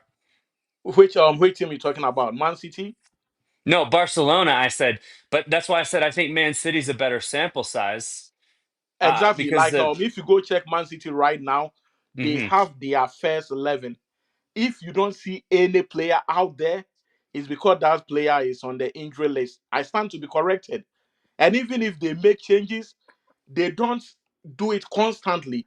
If you do changes, a whole lot of changes all the time, you are not able to achieve whatever you want to achieve with the boys. Well, But if constantly they can come in and you are steady with your squad, because at the end of the day, we know that certain players are going to be on the bench. Certain players they know to themselves that, hey, some of these matches I'm not going to play. I'm going to be a reserve player, and it's a fact. And Coachella yeah, was saying that the Sugo could have sat this guy on the bench, which I I also think. No, no, no. I You think I just think coach is that's not gonna the come. language I used. Let me No, rephrase no, it no. again. Maybe I'm I not putting said, it in the right had the way. Sugo been fit, Hmm. that Caicedo would be playing a lot less. We'll be seeing him Right, a lot less. Why? Not right. because he's bad, not because the Sugo is better, because we don't want to burn him out. And I think coach is gonna come back to this. He'll make it to this comment, but there's a comment that I absolutely agree with, and that is I think every team has some nailed on starters. I think there's a handful of like, oh my God, if he's fit, he has to play no matter what. If he's good to go. But I think there are other spots where it's just like it's up for grabs, or it's a tactical thing, or Or it it's depends, they're or fighting dictate for it, and the I think opposition that's Exactly. okay dictates We who all too. agree starts. that but not when it seems like like every game. If you go check our first 11, starting from day one up to now, you will see that we have made so many changes, and so like Fofana wasn't in the squad. All of a sudden, Fofana is in. Yeah, Achampon was getting on his feet. This boy is giving competition to other players. Right. All of a sudden, as a champion was But out yesterday. You I understand what I'm Do saying? I you just know think that if that you I actually have, let me use the term, quote unquote, let me use the term, starting 11, Uh-huh. football has evolved to a certain extent. You know, certain players will most Okay. likely start, but in yeah, certain departments on the pitch, the manager makes changes, just like that's right. Yeah. As Yeah. Tony has explained, makes changes based on the opposition. If these days, But if you have quote unquote that is starting 11 that you definitely start every game, Mm-hmm. you'll be predictable irrespective of how you choose and to there's more than approach. that too, You'll because be like predictable to a there's certain, you could say, to a concerning measure. Because if opposition managers know your players very well, they know what they're going to do, yeah, irrespective of how you but change your there's so tactic. much context here too. I mean, look, okay, But the you same know thing what? didn't Hold apply on. You to know what? PSG. My viewpoint Why do you might think be Enzo Maresca was able to my nail his viewpoint might tactics be thrown against them into at during the Club World Cup final? my Okay, viewpoint might be thrown you into got that one question right, if but I looked Coachila. at some of these Mm. other clubs a little bit more. Okay, but you know what? I can speak for Chelsea, and I'll tell you that context is required. I'm not saying no one has injuries. I'm not saying no one has suspensions. But and you look, we've talked about, we didn't have a preseason and all that. I think we're deep enough into the season now where we can start letting go of that. I just want to be clear. There have been a lot of people coming back from injuries. There have been new injuries. There have been. Do I need I find it weird that I need to like remind everybody like there have been red cards. So we have had some suspensions quite a bit. I don't know anybody else who has more red cards than us. So on top of injuries that are current, on top of guys that just came back from injury and like are slowly getting up to speed, yeah. Um, because like recently, I saw Reece James almost do a 90. I saw Fafana get more minutes than I'm seeing him get all year. So I'm looking at different guys and I'm seeing their minutes get stepped up little by little. But injuries that people are coming back from long term injuries and injuries that are going on right now, but red card suspensions and like rotations between competitions and tactical reasons, and like there are so many variables. And then and I know this is really cliche, but it's true. Like I'm not a Cobham. I don't know what Maresca sees, and I don't know what's going on through in his mind. And I thought, you know what, I wonder if Esteval will start against Tottenham today, and he didn't. And I was just like, okay, but I mean, again, like, not only do you have all of that, but there are reasons, not even just the opposition you're playing, not just who's tired or who's suspended, not just all of that, but I mean, there are very specific reasons, and I don't know this for sure. I'm not going to be like, I mean, yes, No, but you're being I listen, factual. Yeah. I back the gaffer. Okay, he's not done anything to make me think that I should. I just say I think he's done enough for me to give him the benefit of the doubt before I doubt him out of the gate, and he needs to earn my trust. I think he gets the benefit of the doubt from me. I think he's earned that, for whatever that's worth. But so I don't know what's going on in his mind. But if I had to guess, and football's a game of opinions, and this is my opinion. If I had to guess, or you asked me, like, well, because none of us know why, really why. And I mean, I think that's why Bam's over here, like, just like, why is this happening? I don't know. Well, why isn't he starting Enzo? Or why isn't he starting Steval? We don't know why for sure. But back to the wall. You forced me to answer, and I had to guess. My guess would be, and I want to say this again, okay? Neto can only play right wing. Steval can play right wing in 10. Now, Palmer can play right wing in 10. Palmer is out.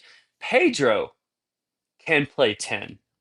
Or, yeah, we saw him at false nine because Delap's not, but Delap has been unavailable. So if you look at like Spurs, for example, okay, and this has been going. I don't know. He might set Stevo again the next Premier League match. I don't know, but I'm just saying. As far as this past weekend, I think that Stevo was probably good to go if he needed to start.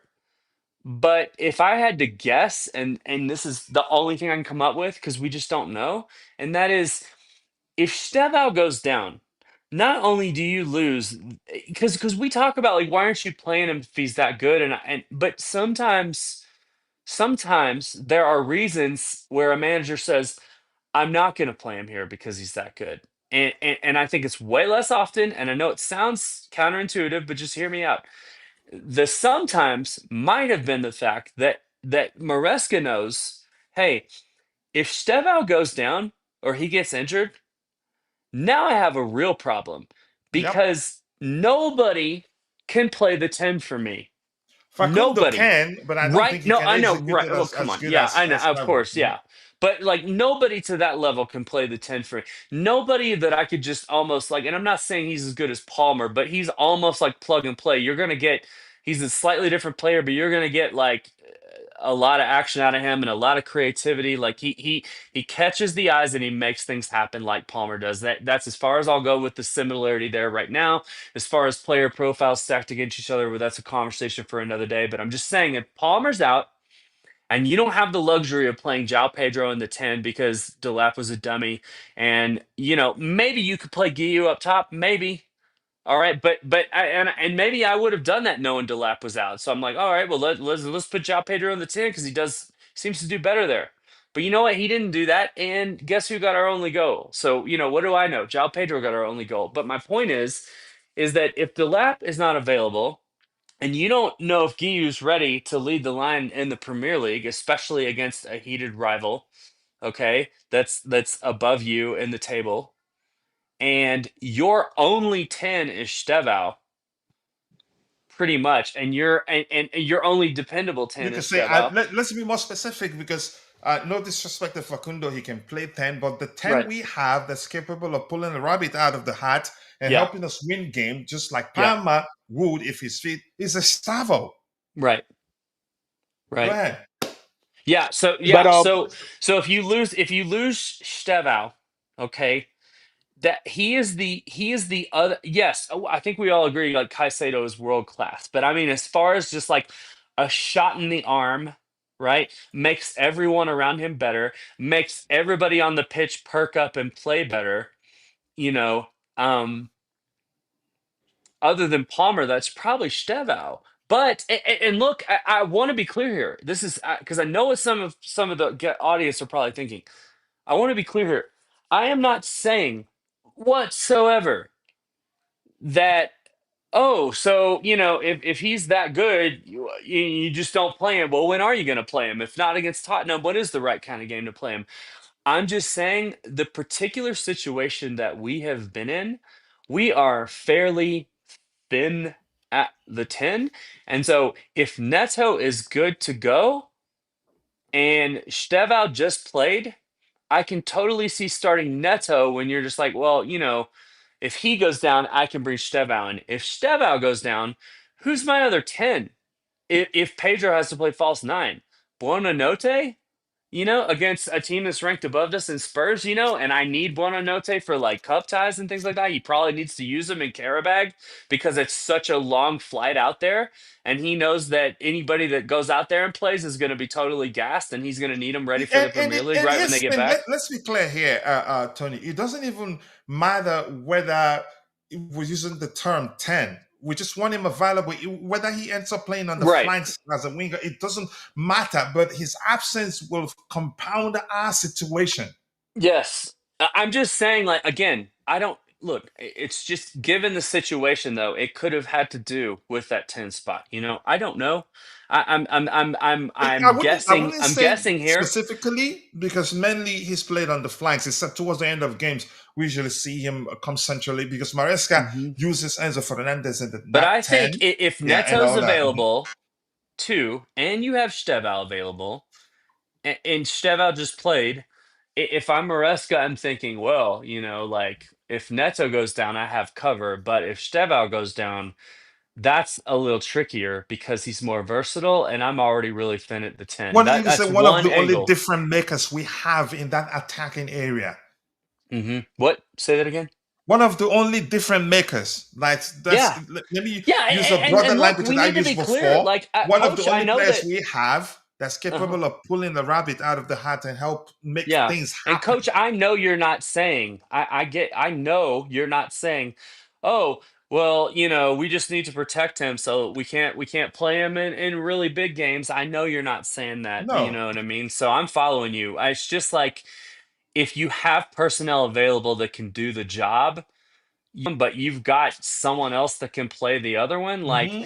let him rest a little bit. Again, I don't have a problem with that. If I had to guess, that's why he was doing it. That's why I think he was doing it. But here's what I will say: I do think he may have brought him on a little too late against Tottenham. Now we won. I mean, We won. that's a It's different fine. argument altogether. Well, no, no. I'm saying, like, I think he should bring him on. But where I start to kind of drift over to thinking about what Bam is saying is that I don't know. I get maybe why he didn't start him. I don't know why he thinks he can only do 10 minutes against Spurs. See, so that's why I'm kind of that, because I was trying to bring it home to that, because I'm with you, like, all the way, and I can speculate as to why he didn't start him. But back to Bam's point, I can start to see his side a little bit of it, because this is why I think it applies, coach. Because, like, if you're gonna wait that, like, if it's just about protecting him, and, like, you have a narrow one nil lead, okay, and you want to bring on Lavia and, like, lock it down, and, like, some other guys, and say, all right, well, it's late in the match, let's just protect this lead and be professional about it.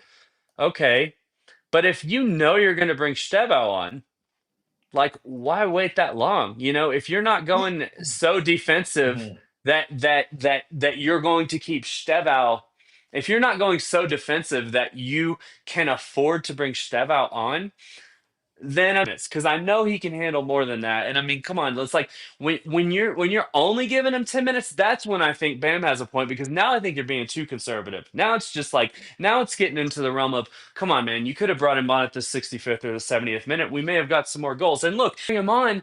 What is the point of just giving him 10 minutes? Like, but he's a manager. Maybe he saw something tactically I didn't see. But my point is, I think both of you have a point. Like, I don't think that I can jump far enough to say that, like, I don't get Maresca. Like, why isn't he starting Steval? Like, I've seen some reasons for it. But on the other hand, when I see him waiting that long to bring him on, when he's going to bring him on, knowing what he does to the team, that's when I'm just like, dude, like, okay, he's almost like a dad. And it's just like, dude, you can take the training wheels off the bike. You know what I'm saying? Like, you don't have to be Mhm. that much of a helicopter parent. Like, you can let him go. You know what I mean? You can let him play a little bit. And I Yeah. know he's really young, but Yeah. you both have points. Like, he's a game changer. So Yeah. he I, needs I'm he gonna needs more than 10 minutes against Tottenham. That's all I'm trying to say. Yeah, I understand. I'm gonna catch up with what we have in the chat. Come back. Let's hear Bobby's opinion on rotation. And I don't want I and Bamford Bounce. I like how you call him Bounce. I'm gonna start calling him Bounce from now on. I don't want us to agree. If we start agreeing, I'm not gonna enjoy our conversation anymore.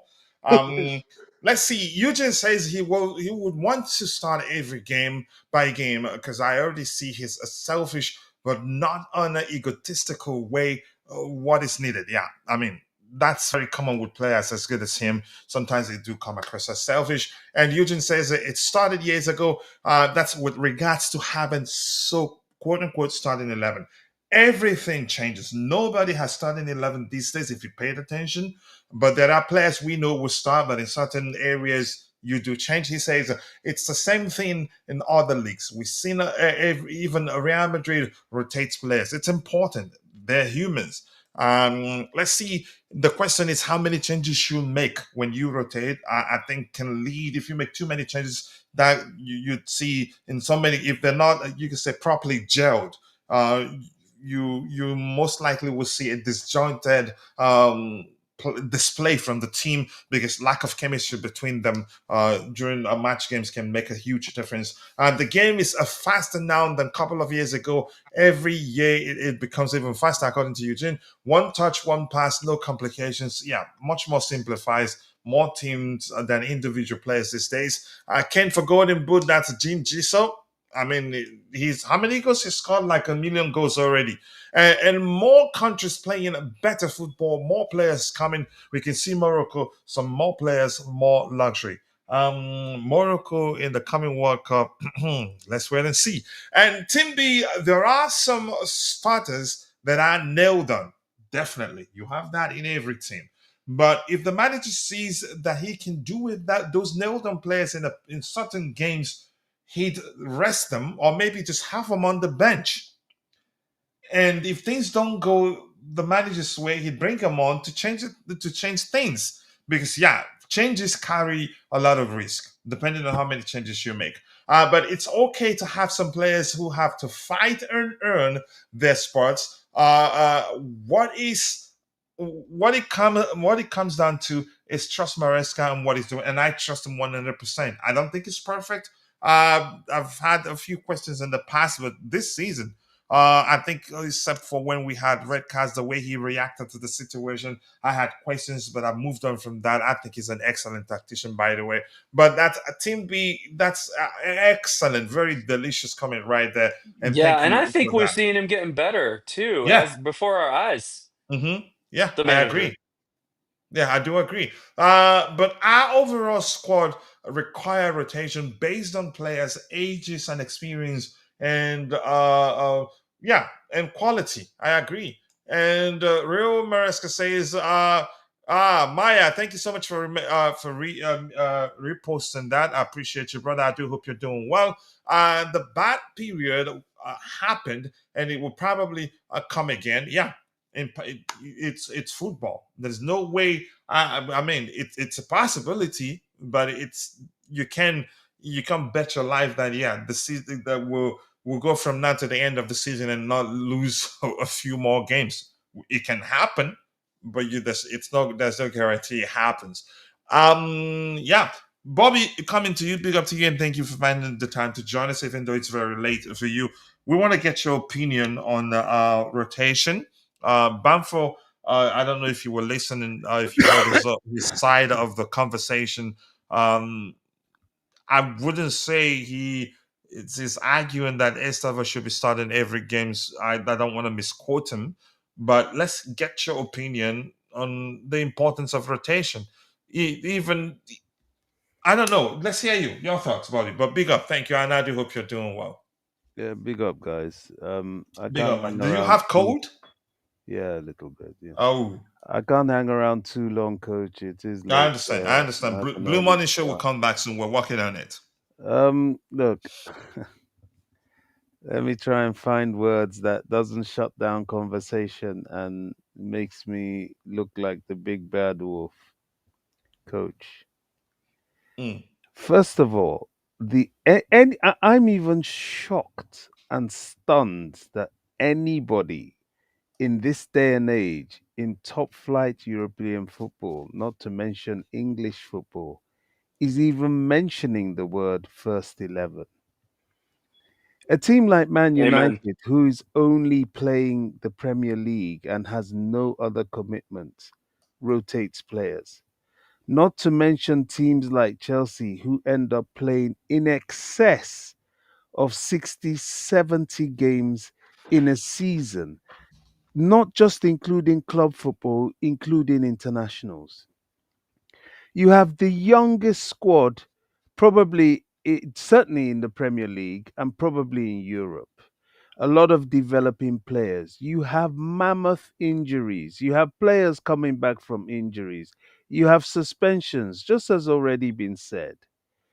I mean, it's ridiculous. And look, modern football. I watched Jamie Carragher's Monday night football analysis, and he spoke of the Chelsea game. You know, recently after we spanked up his Liverpool, he's beginning to show us some respect.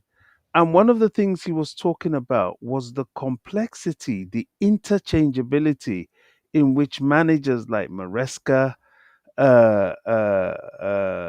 Guardiola, and Arteta applied He did in mention game. slots too, right? No, he didn't mention Slot He actually, didn't but mention slot. Okay. he just said top flight managers and just mentioned those three. And yeah, I think he did mention him. I beg your pardon. In-game management, unpredictability, shifting gusto from right back to midfield to even right wing. um Reece James, right back, midfield, centre back, Cucurella, left back, midfield. I mean, these guys were mobile. Caicedo, forward, centre, attack. Enzo, left wing, right wing, midfield. I mean, these players are multifactorial. And you cannot, with that level of intensity, that commitment to complexity, just keep playing the first 11. Even if they didn't have in excess of 75 games a season. Now, you're talking about Esteval. Esteval Williams is 18 years old. You want to flog him and put him on the injury list as well? Maresca has a duty of care to that boy. He's just arrived from Brazil. Believe it or not, it's just his talent that's carrying him through. He will have dips at times because of his age, and he's in an entirely new environment. Allow him to settle. We are so blessed that he's doing so well, but he's not really had his settlement time. Allow him to settle, allow him to be eased into the team sometimes. He's had a few starts. He comes on sometimes. And now that we don't have um, Cole Palmer, it's even more reason to wrap him up in cotton wool.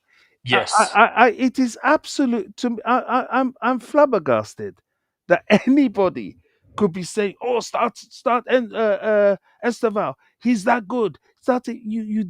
It just shows a lack of understanding of the punishment of the Premier League for some of these players, the targeting of some of these players. You look at the tactical analysis. These coaches are on the sideline. They're already planning the next move, three, four, 5 steps ahead. The reason why Maresca brought Esteval on for 10 minutes or so was purely tactical. Sometimes it's a decoy, sometimes it's a distraction, sometimes it's just to waste time. So there's a multiplicity of reasons why. Sometimes is you're noticing they're flagging, they're tired on that flank. Put somebody like him, skillful, full of energy, who's going to give them hell. And he nearly did. Look, we can't be, you can't look at top flight football in silos. Oh, 10 steps to do this, 2 steps to do that. You're a left back, you're a right back, you stick there. The old fashioned way is gone. Is gone. And if you do that, you will be slaughtered. If Yeah. Chelsea went to Tottenham with a predictable, oh, he's a right back, oh, he's a left back, oh, we keep playing and Esteval, oh, so and so is here, they Even would have down wiped. to something like the pace of the player alone Yeah, can give the yeah, opposition an advantage. Yes. Okay, yeah. Reece James So is at the right back. He's not quick enough. Drag yeah, him. it's simple. Thomas Frank would have wiped the floor with us. But the tactical genius that Jamie Carragher was even talking to was that this man is showing he understands his players. He knows how to move them around the chessboard. He outthought and outclassed Thomas Frank that day. Totally. Yes. He, And he's he a guy Even that their plays chess physical, regularly. even the These things yeah, physical are very near approach and dear to did him. yeah. help. It's just that our players are so much more flexible that he just didn't know who to pick up. He tried to be offensive himself. Cucurella and the left attacker made mincemeat out of Kudus. Kudus went to the right. The same thing happened there. They couldn't pick up anybody. There was nobody they could pick up. Even Jao Pedro, they thought, okay, that's the attacker. Let's bring on Romario. To what? to what avail? Pedro's dropping into the midfield and bombing forward like a number 8 to score goals. Look, that was a tactical masterclass. Now, don't get me wrong, Maresca himself is a young manager and he will and has made a few boo boos here and there, a few silly mistakes showing his naivety. But when he has the opportunity to put the understanding of his players into practical use, you then see his brilliance.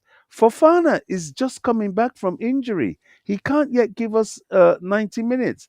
And Hmm. believe you me, we have to protect that guy. Let's have a Hmm. full season from him. Let's have him for a whole season. We had Hmm. Badiashile come and show what he could do, and he's gone till when? Who knows? As Sugo, who was meant to be able to and is very capable of giving Caicedo a bit of a rest, has had surgery and he's not back till the Maybe new that's how year. I should have phrased it. Because Manfredino thought I was saying maybe they will be, you could say, even if you say they would be rotating, yeah, that it'd be the same thing. Maybe I should have phrased it like you did now, saying to come on, play so that Casado can rest because Casado is not a machine. Of course, that's just the word. You see, these guys that your first 11. So that you're dealing with human beings. These people play at a high level, frenetic pace, game in, game out. And that's They've match got to day breathe. alone. They train Yeah. every day. Yeah, training 2 games a week, 3 games sometimes if you Yeah, include the I think people have domestic to cup. remember back in the old days when you had your nailed on starting 11, They there was didn't play nowhere like this. near this much football being played. No, they didn't play like this. And then internationals. Look at Jao Pedro. Maresca had to say, mate, you're not going on international break. You're going to recover. Because he had been international break. This game for Chelsea, that game for Chelsea, Club World Cup, yada, yada, yada, yada, over. Yes, whoa. And do you know what? I suspect part of the reason they're holding back Cole Palmer is to let the guy rest. In 2 years at Chelsea, he hasn't rested. He's been one of those that they play game in, game out, game in, game out. And this is what's happening with Cucurella. Thankfully, Hato You just hopefully made a will get point, up to Bobby. speed. You just made a point because you Yeah, remember he was playing and had to be taken off. yes. So maybe the agreement was just, hey, just go take a break. Partly, Yeah. I don't doubt that he's injured, but I think part of it is But if you going. allow him, he'd be playing. That's Yeah, the point we're trying to make here. exactly. You need to be off for a good month, 2 months to get your body back. Another one that needs some rest. Only Hato is just coming up to speed. Will be Cucurella. Hmm. Caicedo, because with the returning Lavia is there, sometimes he can come off the bench, but even he's being overplayed. Hmm. Thankfully, Enzo has Santos, and even he's developing, coming up to speed. We have to Hmm. rotate.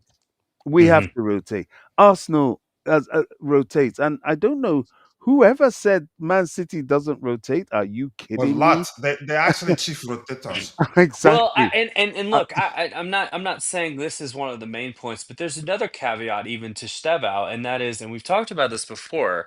If he has an interesting dynamic to him, and that is like Chelsea believe he will, and he's younger than Palmer. Chelsea believe he will eventually be their talisman. So much so that there's a clause in his contract that gives Palmeiras a bonus if he wins the Ballon d'Or. Like, how many players do you see with that clause put in there because they're just like, no, we think that he's going to challenge for that. That's how good we think he is. Why Given do I that bring that? point, yeah. Why do I bring that up? Because this kid's I don't think I think he's still 18. The point, like, he's a he is teen, he still 18. just got here. He is going to be here for the long haul. And so yes, like, if you have a player and you need to use him, but I just think that there's some secondary issues with Stevout in particular, especially, that we need to take into account. And this is just to Bobby's point, just kind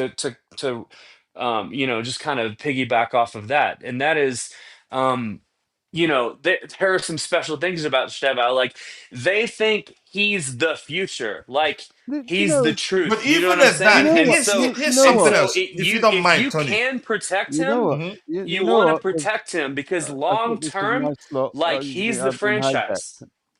You know what? The hmm thing is, what Chelsea's building with this project is the only thing I can compare it to, and I think it's even greater than that, is that Barcelona side of Xavi, Yep. Iniesta, With the Messi, caveat, if we're 2009. able and to keep them now together.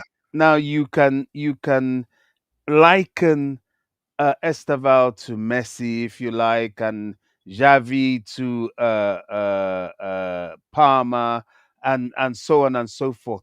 It is a multi-talented team, and people are beginning to see that. And coach, to answer your question, they will stay together.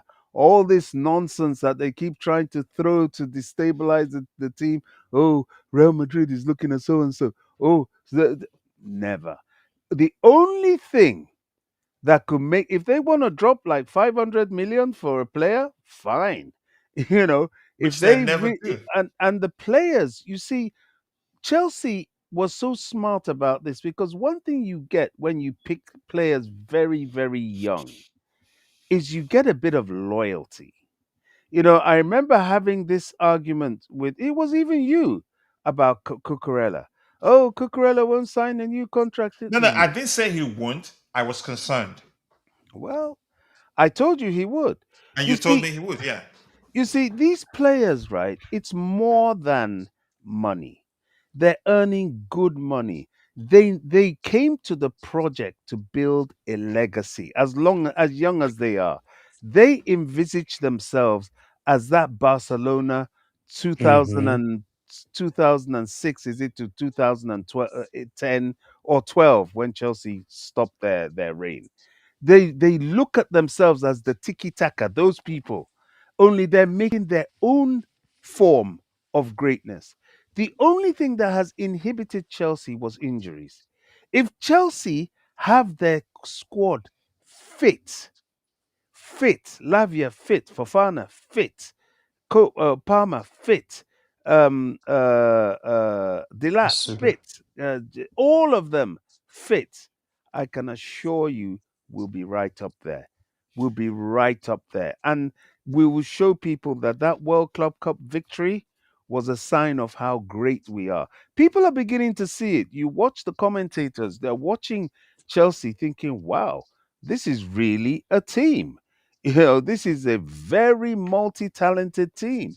And the only criticism they can come up with is, oh, maybe they need a mature centre back. BS. We don't need any other. Josh Achipong has shown that he is more than capable.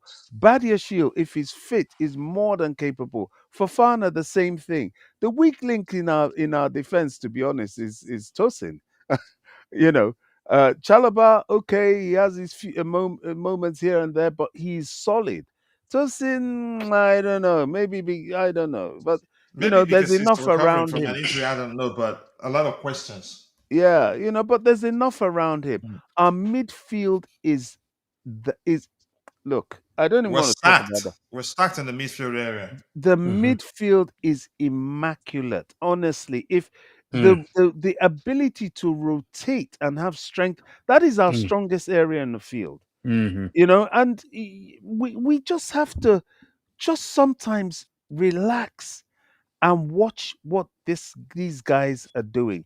I got really upset with them after Man United, and after, what's the other one we lost? It's stupid, in a very stupid way. But then Sunderland, despite that defeat, I was annoyed by the nature of the defeat, but I wasn't as upset, because I was like, okay, I kind of saw this coming. Look at the injuries. Look at how tactically we make a fool of ourselves when people go on low block. The issue is these boys are learning. They're learning quickly. I don't like the left side. Gittins is beginning to show himself. I don't think Garnacho has enough physicality. But the other day, when I was upset with the left side, I switched on and watched Quenda, that's coming in 2026. Giovanni, Wow. Oh, Wow. Quenda. Yeah. a Yeah. different class. Wow. And then I watched the He can play not on the right hand side too, you know, right? yeah. And then I watched not even the guy that we're getting from Strasbourg, the substitute, the tall Italian boy. I was like, what What's the his name again? hell? Vince loves him a lot. Yeah. He This scores goals for is fun. I'm telling you, when these boys finally get to that point of clicking, like Colwell did towards the end of last season, just have a cigar and Mm. watch us destroy teams. I I just mean wanted to destroy rapid teams. fire on a couple of your points real Mhm. quick. Just one is I hope Barnes you. is Barnes still there? No, I think I so. didn't Barnes, mean yeah, to okay, hook he's up still there. again. Yeah, Oh, yeah, I okay. had to yeah. hook Yeah, again. go Just real ahead. quick, the part about the loyalty. I think this is what you meant, Bobby. But of course, money can change loyalty pretty quickly. But all things considered, if they like their contract, and let's just put that aside. These They're are not gonna guys like ask too much. usually you have a good player who, okay, I'm being scouted by all these different teams. Everybody wants me. Okay, drives up the price because the demand is high. When you use data and analytics, as Coach and I love, and spider graphs, and Hmm. and you find these guys young, that's good for you because you're making great use of data intelligence. But on the player side, I have to think that elicits some loyalty because you are coming, not only are you using data to snatch people up before other people get them, but the model works both ways because on the player side, you're thinking, oh, I'm here at, you know, racing whatever X club, and here's Chelsea, and no one's really hip to me yet. But this club believes in me, and they are coming Exactly. right now for me, And and no one and else believes in me, and but not they only believe in not me, only that, and they Tony, want me to be a part of their project. not only Like, that, Tony, we are giving them key roles. yep, Caicedo knows he's absolutely. the guy, he's the linchpin. Yep, So does yep, Enzo. And yep, look at Esteval. Esteval says it. Wow, I came to Chelsea. I was surprised. I'm playing so quickly. I'm being yep, relied on. I'm being yep. shown trust. All Bobby, Yeah. and they're all Bobby, can you pause kids. 1 second? Here, also the importance of managing, protecting Yes. comes into play. Look at Endrick at Real Madrid. Where is he right now? I don't think they Frustrating. managed his start to life Yeah. as a Real Madrid player very well.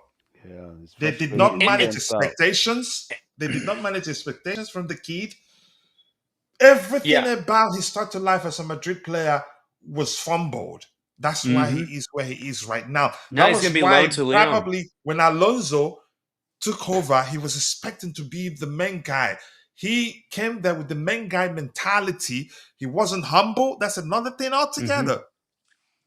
And another thing is, we don't have the Sorry, identity Bobby, for of cutting you off. no. Well, we don't No, have the you're right. identity of hey, let's send oh, who's the club in the Netherlands we used to send everybody to? Like, I forget Vietnamese that. and him on something. Yeah, Vitesse, Vitesse. Like, Vitesse. we don't have the hey, we're the Vitesse Army stigma anymore. So the more of these young guys that we get, the more other young talents that we come to will buy in. We They're do gonna have know, oh, I'm Strasbourg not though, being brought just to be loaned out.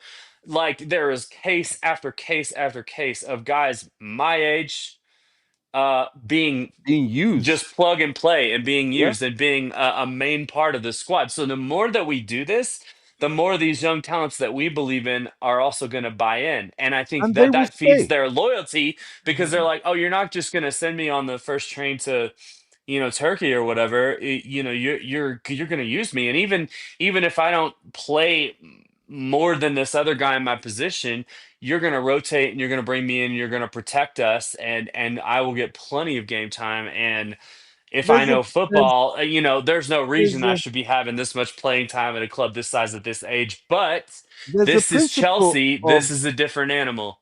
there's a principle of management which says if you want to manage a team well and guarantee their loyalty, give them ownership of their positions. Give them a Hmm. a stake in the game. Give them a position that probably couldn't function unless they're there. And then they'll feel, unless unless that you will always get the bad egg here and there, but they'll feel a responsibility. They will feel a connection. And if you pay them well, take care of them, take care of their families, it's going to be one hell of a wrench to get them out of there because they'll Hmm. go nowhere. You see, Hmm. people still value quality of life. People still value achievement. It's not something you can take for granted. And if you're paying somebody, I mean, these guys, what is an extra few zeros to go to somewhere? You walk into the dressing room and it's all different egos. You're not the guy anymore. I'm telling you, nobody has had this conversation with Eden Hazard. And, because of Madrid and respect for them, he won't say it. But I'm sure in the cold light of day, you ask him, Eden, do you regret leaving Chelsea? He will tell you 100% yes. Mm. It was a bad move. Leaving Forget that Chelsea was like injuries leaving a got it. throne to go sit on a bench on the streets. Exactly. He went from a big Being a fish. king, Yeah. Well, to respect be for fair, I everything. think he was good enough, and I think that they were planning on him starting for them. No, But it was. the Look, referees never protected him, and mhm. his ankles were Nothing. so jacked by the time he left us. I mean, He, we could have very easily seen him Well, deteriorate like that if he stayed with us Hasten. too, though. yeah, yes and no. What I'm If I saying can has just nothing to land do on with his this point. abilities. Yeah. I'd argue that if he comes back to there, he comes out and say, you know what, he's on retiring, teams will be fighting over his signature. Yeah. It was never about It, his ability. His plus, failure at Madrid comes down to them not doing what Bobby just talked about. They didn't respect him. They no. didn't make him No. feel You important. It you was see, like, you yeah, can and have Yeah. you Hazard can have needed too that, much of given a the good thing. level he had Yeah. achieved at Chelsea Yeah. before moving Yeah. to Madrid. Yeah. They didn't Yeah. accord him the respect that, if you ask me, I'd say he would have loved. Or maybe just You love him. Just love him. Don't even respect him. Love him. They didn't you love him. They were saying Yeah. some nonsense in the media about yeah, him. Yeah. you can have too And much their of a fans good are thing. ridiculous You too. know, Hazard was privileged at Chelsea. He was allowed not to train. Even John Terry didn't get on his back because we appreciated him as a Hmm. player. He went to Madrid and he was being forced to train, and that was partly why he broke down so much because Mm. his body wasn't used to that. His body's used to just lounging around. Saturday, I do my thing and I'm off. He doesn't You know, train. He just comes on the pitch and plays. exactly. He's that talented. And Yeah. you see, you can have too much of a good thing. The problem in Madrid is that they have too many quality players of a certain of that ilk. And so Well, they're spoilt for choice. And he didn't gentlemen, I feel special. I don't want to monopolize the conversation. I just had two quick bullet points I wanted to get to because I'm gonna have to hop off, and these are for Bobby because I was hoping to hear what he thought. Of But course, just we're not important. the Just first is Bobby. a comment when he was talking about a tactical masterclass against Spurs. I just want to be very clear. I hope everyone realizes that score line was extremely flattering to Spurs, and this is It was. I think you Oh guys yeah. realize it, but I want to make Oh sure yeah. our audience gets it. Our XG was Feeling over five. 3. Yeah. It was Feeling over five, man. 3. Backed So by eye test too. the fact that match wasn't 3-4 or 5-1 is honestly or I'm sorry, 3-4 or 5-0. That's honestly very flattering to them, and it's disappointing, but it's more of an indictment on our inability to be clinical and finish off Mhm. chances because we performed way under our XG obviously, but our XG was 3, and Thankfully, João Pedro hit that one, but he could have had a hat trick. We could have had other Yeah, on guys the with day goals, he could just have near scored the hat misses. trick. Yeah. But the respect that they showed us, like it was just, I mean, we should have just absolutely. I mean, it should have been a bloodbath, But so I just want to be clear, like when people see 1-0, it's a shame because it really takes away from the fact that that was I think you could a tactical argue, masterclass. And yeah. Maresca, he can't make them fire the ball into the back of the net. But I'll tell you what, he set them up in every way possible to absolutely just go scorched earth on them. You can And it's argue just Jean unfortunate we Pedro. didn't execute our shots. Jean Pedro, to a certain extent, on the day was a bit too selfish, probably because he was looking Yeah. for a goal to end the Oh goal yeah, for drought sure. at the Yep. time. But Yep. it's okay. I'll take it. Still an Yeah. excellent performance. I But don't I know. just Anything And wanted he else to you was say guys? that selfish Yeah. was with his pass to Gittins, who I Yeah. don't know yeah. what Yeah. he was No, Yeah. not thinking. that Yeah, that that one was time. That's a wild. different thing. But he had Yeah. there are, I think, 2, 3 opportunities where he could have squared the ball to his Right. teammate, Right. better positioned to just put the ball away, put the you can say put away the chances, but he hmm didn't. But I I don't just know. wanted to say that about the Spurs match and just how like it's very unfortunate because that should have been a lot bigger. And I think, if people saw that bigger score line, it would have adequately reflected how much we manhandled them. And I just think as well as Maresca did, I felt like he deserved a bigger score line, but nothing against him. Like he did everything. It's just down to the guys putting away their multitude of chances. But I just want to make sure if the audience doesn't realize, like, make no mistake, that was a 1-0 score line for a 4-0 performance. Yeah, And then they tried to bully us. It backfired mm. spectacularly. We And were then the ready only for other thing the I wanted to physical say aspect is of the Bobby game. Yeah. touched on it a little bit, but I really, really, and coach you too, because I don't, if you guys had a live stream after that match, then I missed it. But No, I I really, wasn't. I was in but Canada at well, the time. the Was anomaly to me that and we talked at this, that I'm still struggling with is that Sunderland match. And I would just love if we didn't have the live stream, and I would yeah. love to know, Coach, what you and also what Bobby thinks about that match. Like I'm usually pretty good about a post mortem, but I'm really struggling with this one. So Here's I the would just love to hear what you guys two think tactically about what happened and how, I mean, a little bit more in depth than what you said, Bobby. Like what happened? Like how did we let them score that much? Like how did we have so much trouble playing our game with all of some of our best players in their best positions and everybody well rested. I just wanted to know if you guys could Can maybe I dissect I that just match want a to can little say I bit this, for and me. then respond? I'll hand over to Bobby to let you know. Yeah. My most important observation of the day was that I think we've overcome the hangover from Club World Cup, the sort of energy we showed on that day. I have never seen us, even against Liverpool, we won that game, but the sort of energy we showed on that day, urgency, what else, what other word am I looking for? It was just, it was, you can say, on par with the sort of performance we saw against PSG. I Mm. think, yeah, barring any further injuries, I think from now on for the rest of the season, we're going to be cooking. We've overcome the hangover from the Club World Cup. That's the biggest thing. The more you can say, the most heartwarming observation from And you're on referring the to the day. Sunderland match that I was Yeah, asking No, no, about? I no, want to respond to the that. Tottenham No, I'm match. referring Uh, to the Sunderland match. I want to know Sunderland. what The both of you Sunderland thought. No, match. okay. I'm just. I refuse. I've refused to rewatch that game. I usually like to rewatch games, maybe because probably I wasn't in town. Um, it was what happened. Really, it's difficult to say. Bobby, Let what me do you answer think? that. You see, that game, right? I was upset with that game, and it was another clanger from Maresca and indeed the players. You see, when a team Sunderland in the beginning they came out and people know that if you Yeah, they come didn't out, defend him like a lot of people had yeah, anticipated. in the first few minutes they Mhm. didn't, and that's where they lost the goal.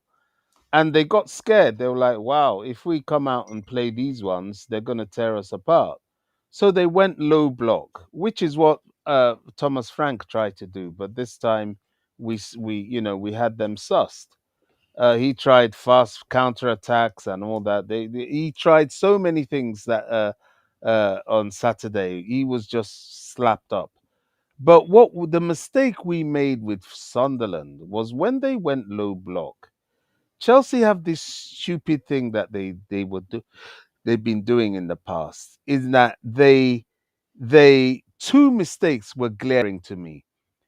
They doubled up on our wingers, left side and right side, and we kept playing the same way with inversions, which wasn't necessary. Our midfield was intact.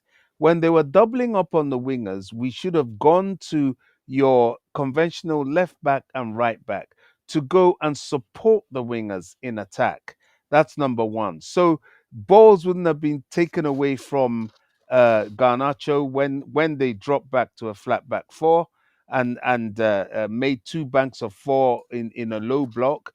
He would have been able to play 1-2s past their defenders because it was two against one. If it's two against two, then there's spaces that can be created for the midfielders to go forward. That's number one. Number two is we were foolishly going back to the old days of when somebody is playing a low block, we just play in front of them, do stupid things like put crosses in to their tall defenders and our short attackers, wasteful crosses that mean absolutely nothing. Whereas what we should be doing is if we had captured that left and right situation by doubling up, we could have played behind them and the odd ball over the top. That's how you beat that sort of thing. But we were just playing into their hands. I think it was a very bad day at the office. I think if Maresca looks back at the game, he will regret a lot of the things he did.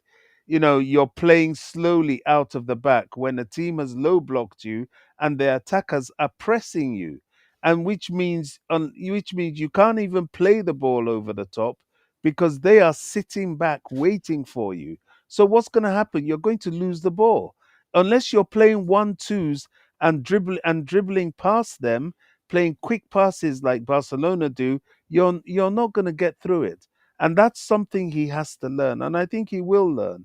Remember that day, I think we were without João Pedro. I think he was suspended. Delap was still injured.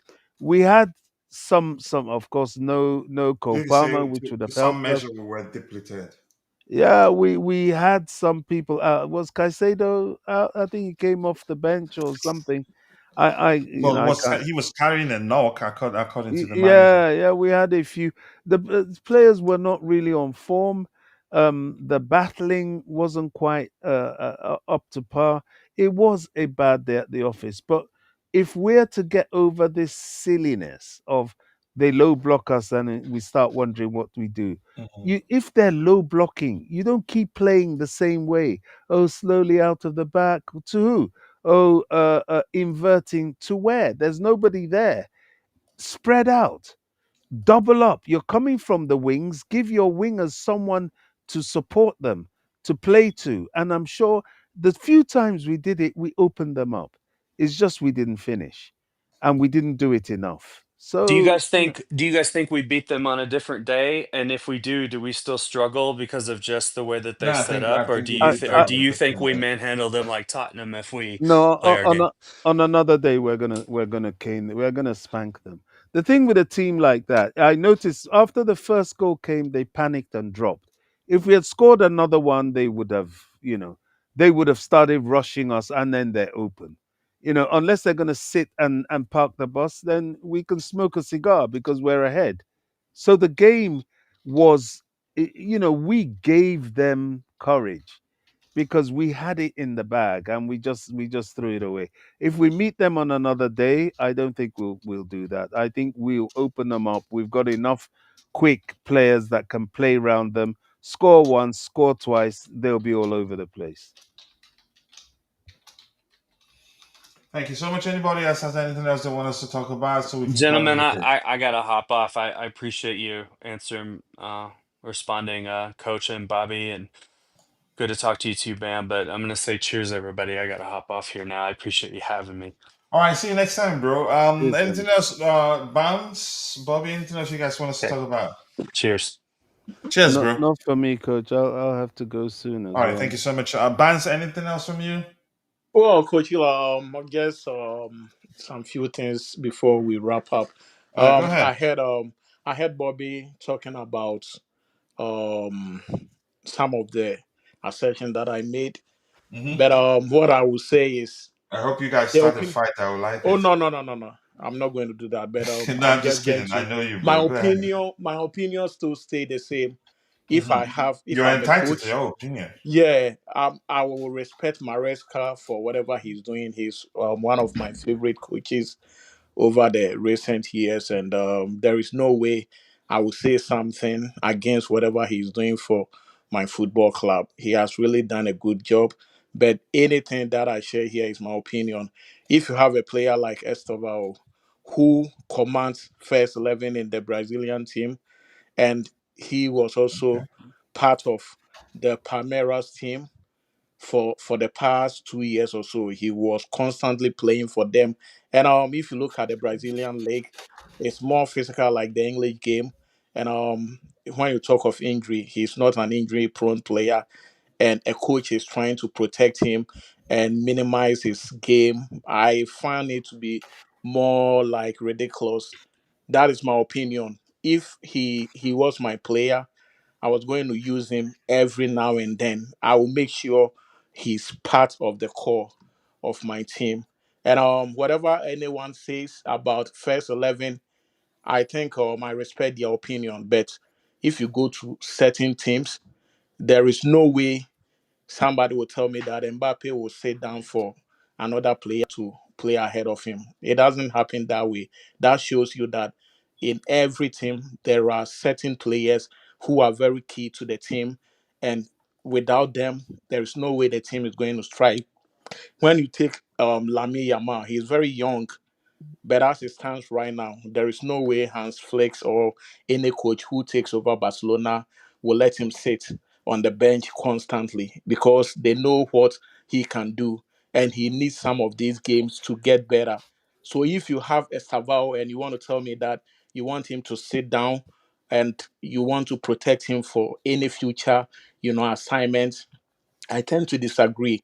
And constantly, I've told you, Coachila, that I'm Hmm. not more closer to the team than the coach. The coach is always there with them, and whatever decision he makes, he understands it very well because he's always with the boys and he knows who should start and who shouldn't start. Hmm. So we are all watching. At the end of the day, if I wouldn't say something bad should happen, but if something should go wrong, I believe this Chelsea fans, I know them very well. They are going to like flip on you and they will say all sort of things. But in order for you to sometimes save your job and make it more easier, I think he should be one of the core players. The likes of Palmer, him, I would say James and some few other players, Caicedo. There is no way somebody can tell me that they have to relax in any game. So far as they can play, and the guy has shown that he has the energy and everything. So whatever people are saying, I respect it, but this is what I think, and I think it is about time Maresca gives him a lot of playing time because All right. let's also think that if he's there and his expectation was to come and play each week, and sometimes you sit him, how is it going to also affect him psychologically, thinking that, hey, am I not good enough to be playing each and every time? So you have to look at it both ways. For you to protect him in a way, you also have to think how he is thinking as a footballer. Whether benching him is the good thing for him. How is it going to affect his, psyche and everything? You have to look at all those things. But honestly, if you have a player who has been one of our best players this season and you want to give him 10 minutes, 15 minutes, 5 minutes, I'm not going to buy that. He has All to right. start, and I believe he's capable of doing everything, and he can play each and every single game. I don't care about what people say, but I'm very, very sure that this guy can handle everything. So far as he was playing for Palmeiras and nothing happened, he's not an injury prone player. So why you have to stick him on the bench, bring him 10 minutes, and even Garnacho will have more playing time ahead of him. I don't get it. So to me, I'm not a coach, but being a Chelsea fan, and since I also like him, I expect him to play each and every time for him to get, acquainted with the English game, and for him to sit on the bench will not help him in a way. So that's my opinion. All And right. big ups to everybody. Mhm. You're entitled to your opinion, and this has been an excellent conversation. You're entitled to yours. I'm entitled to mine. Bobby is entitled to his. And you haven't changed your mind, and I haven't changed my mind either. And that's why we're here. But I always like to have a good conversation like we did today, respectful. And I love it that you don't take anything personally. Bobby doesn't. I don't.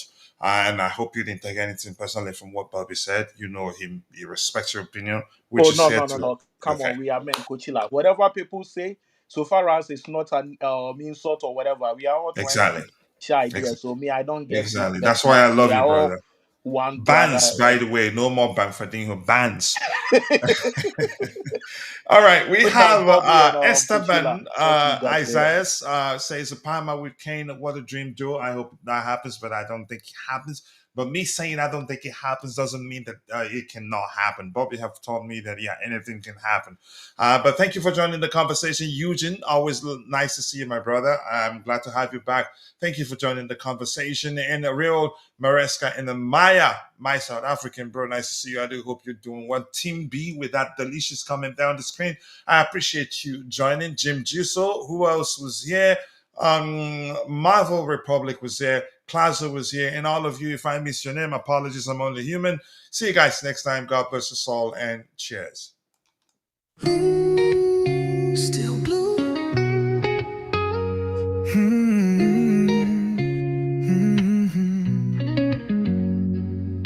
Footsteps on Fulham Road, moonlight on my pride. Wore this badge through highs and lows, never had to hide. Memories in Stamford Breeze echo through my chest. Not every win is sweet, but I gave my all, no less. We sang through the rain, we danced through the pain. The pitch still remembers my name. Still blue through the silence and the roar. Still blue even when we don't score. I carry the soul of the shedding crew. You can't shake me, I'm still blue. Still here, still true. Woke up to the chance, paint cracked on my wall, but the pride in my heart never faded at all. Jersey frayed at the seams, but it still feels right. Been through darkest nights, still shining bright. We bled in the game, we rose with no shame. The bridge still whispers my name. Still blue, every tear and every cheer. Still blue, with my voice loud and clear. I carry the pride of the shedding crew. Win or lose, I'm still blue.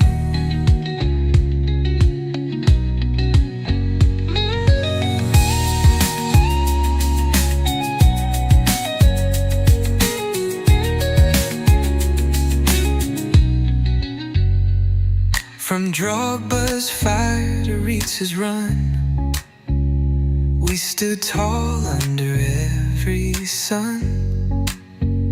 Through Abramovich nights to new days begun, this heart beats for only one. Still blue, even when they don't believe. Still blue, every year we grieve and dream. I carry the hope of the shedding crew, born for this, I'm still blue. Still blue.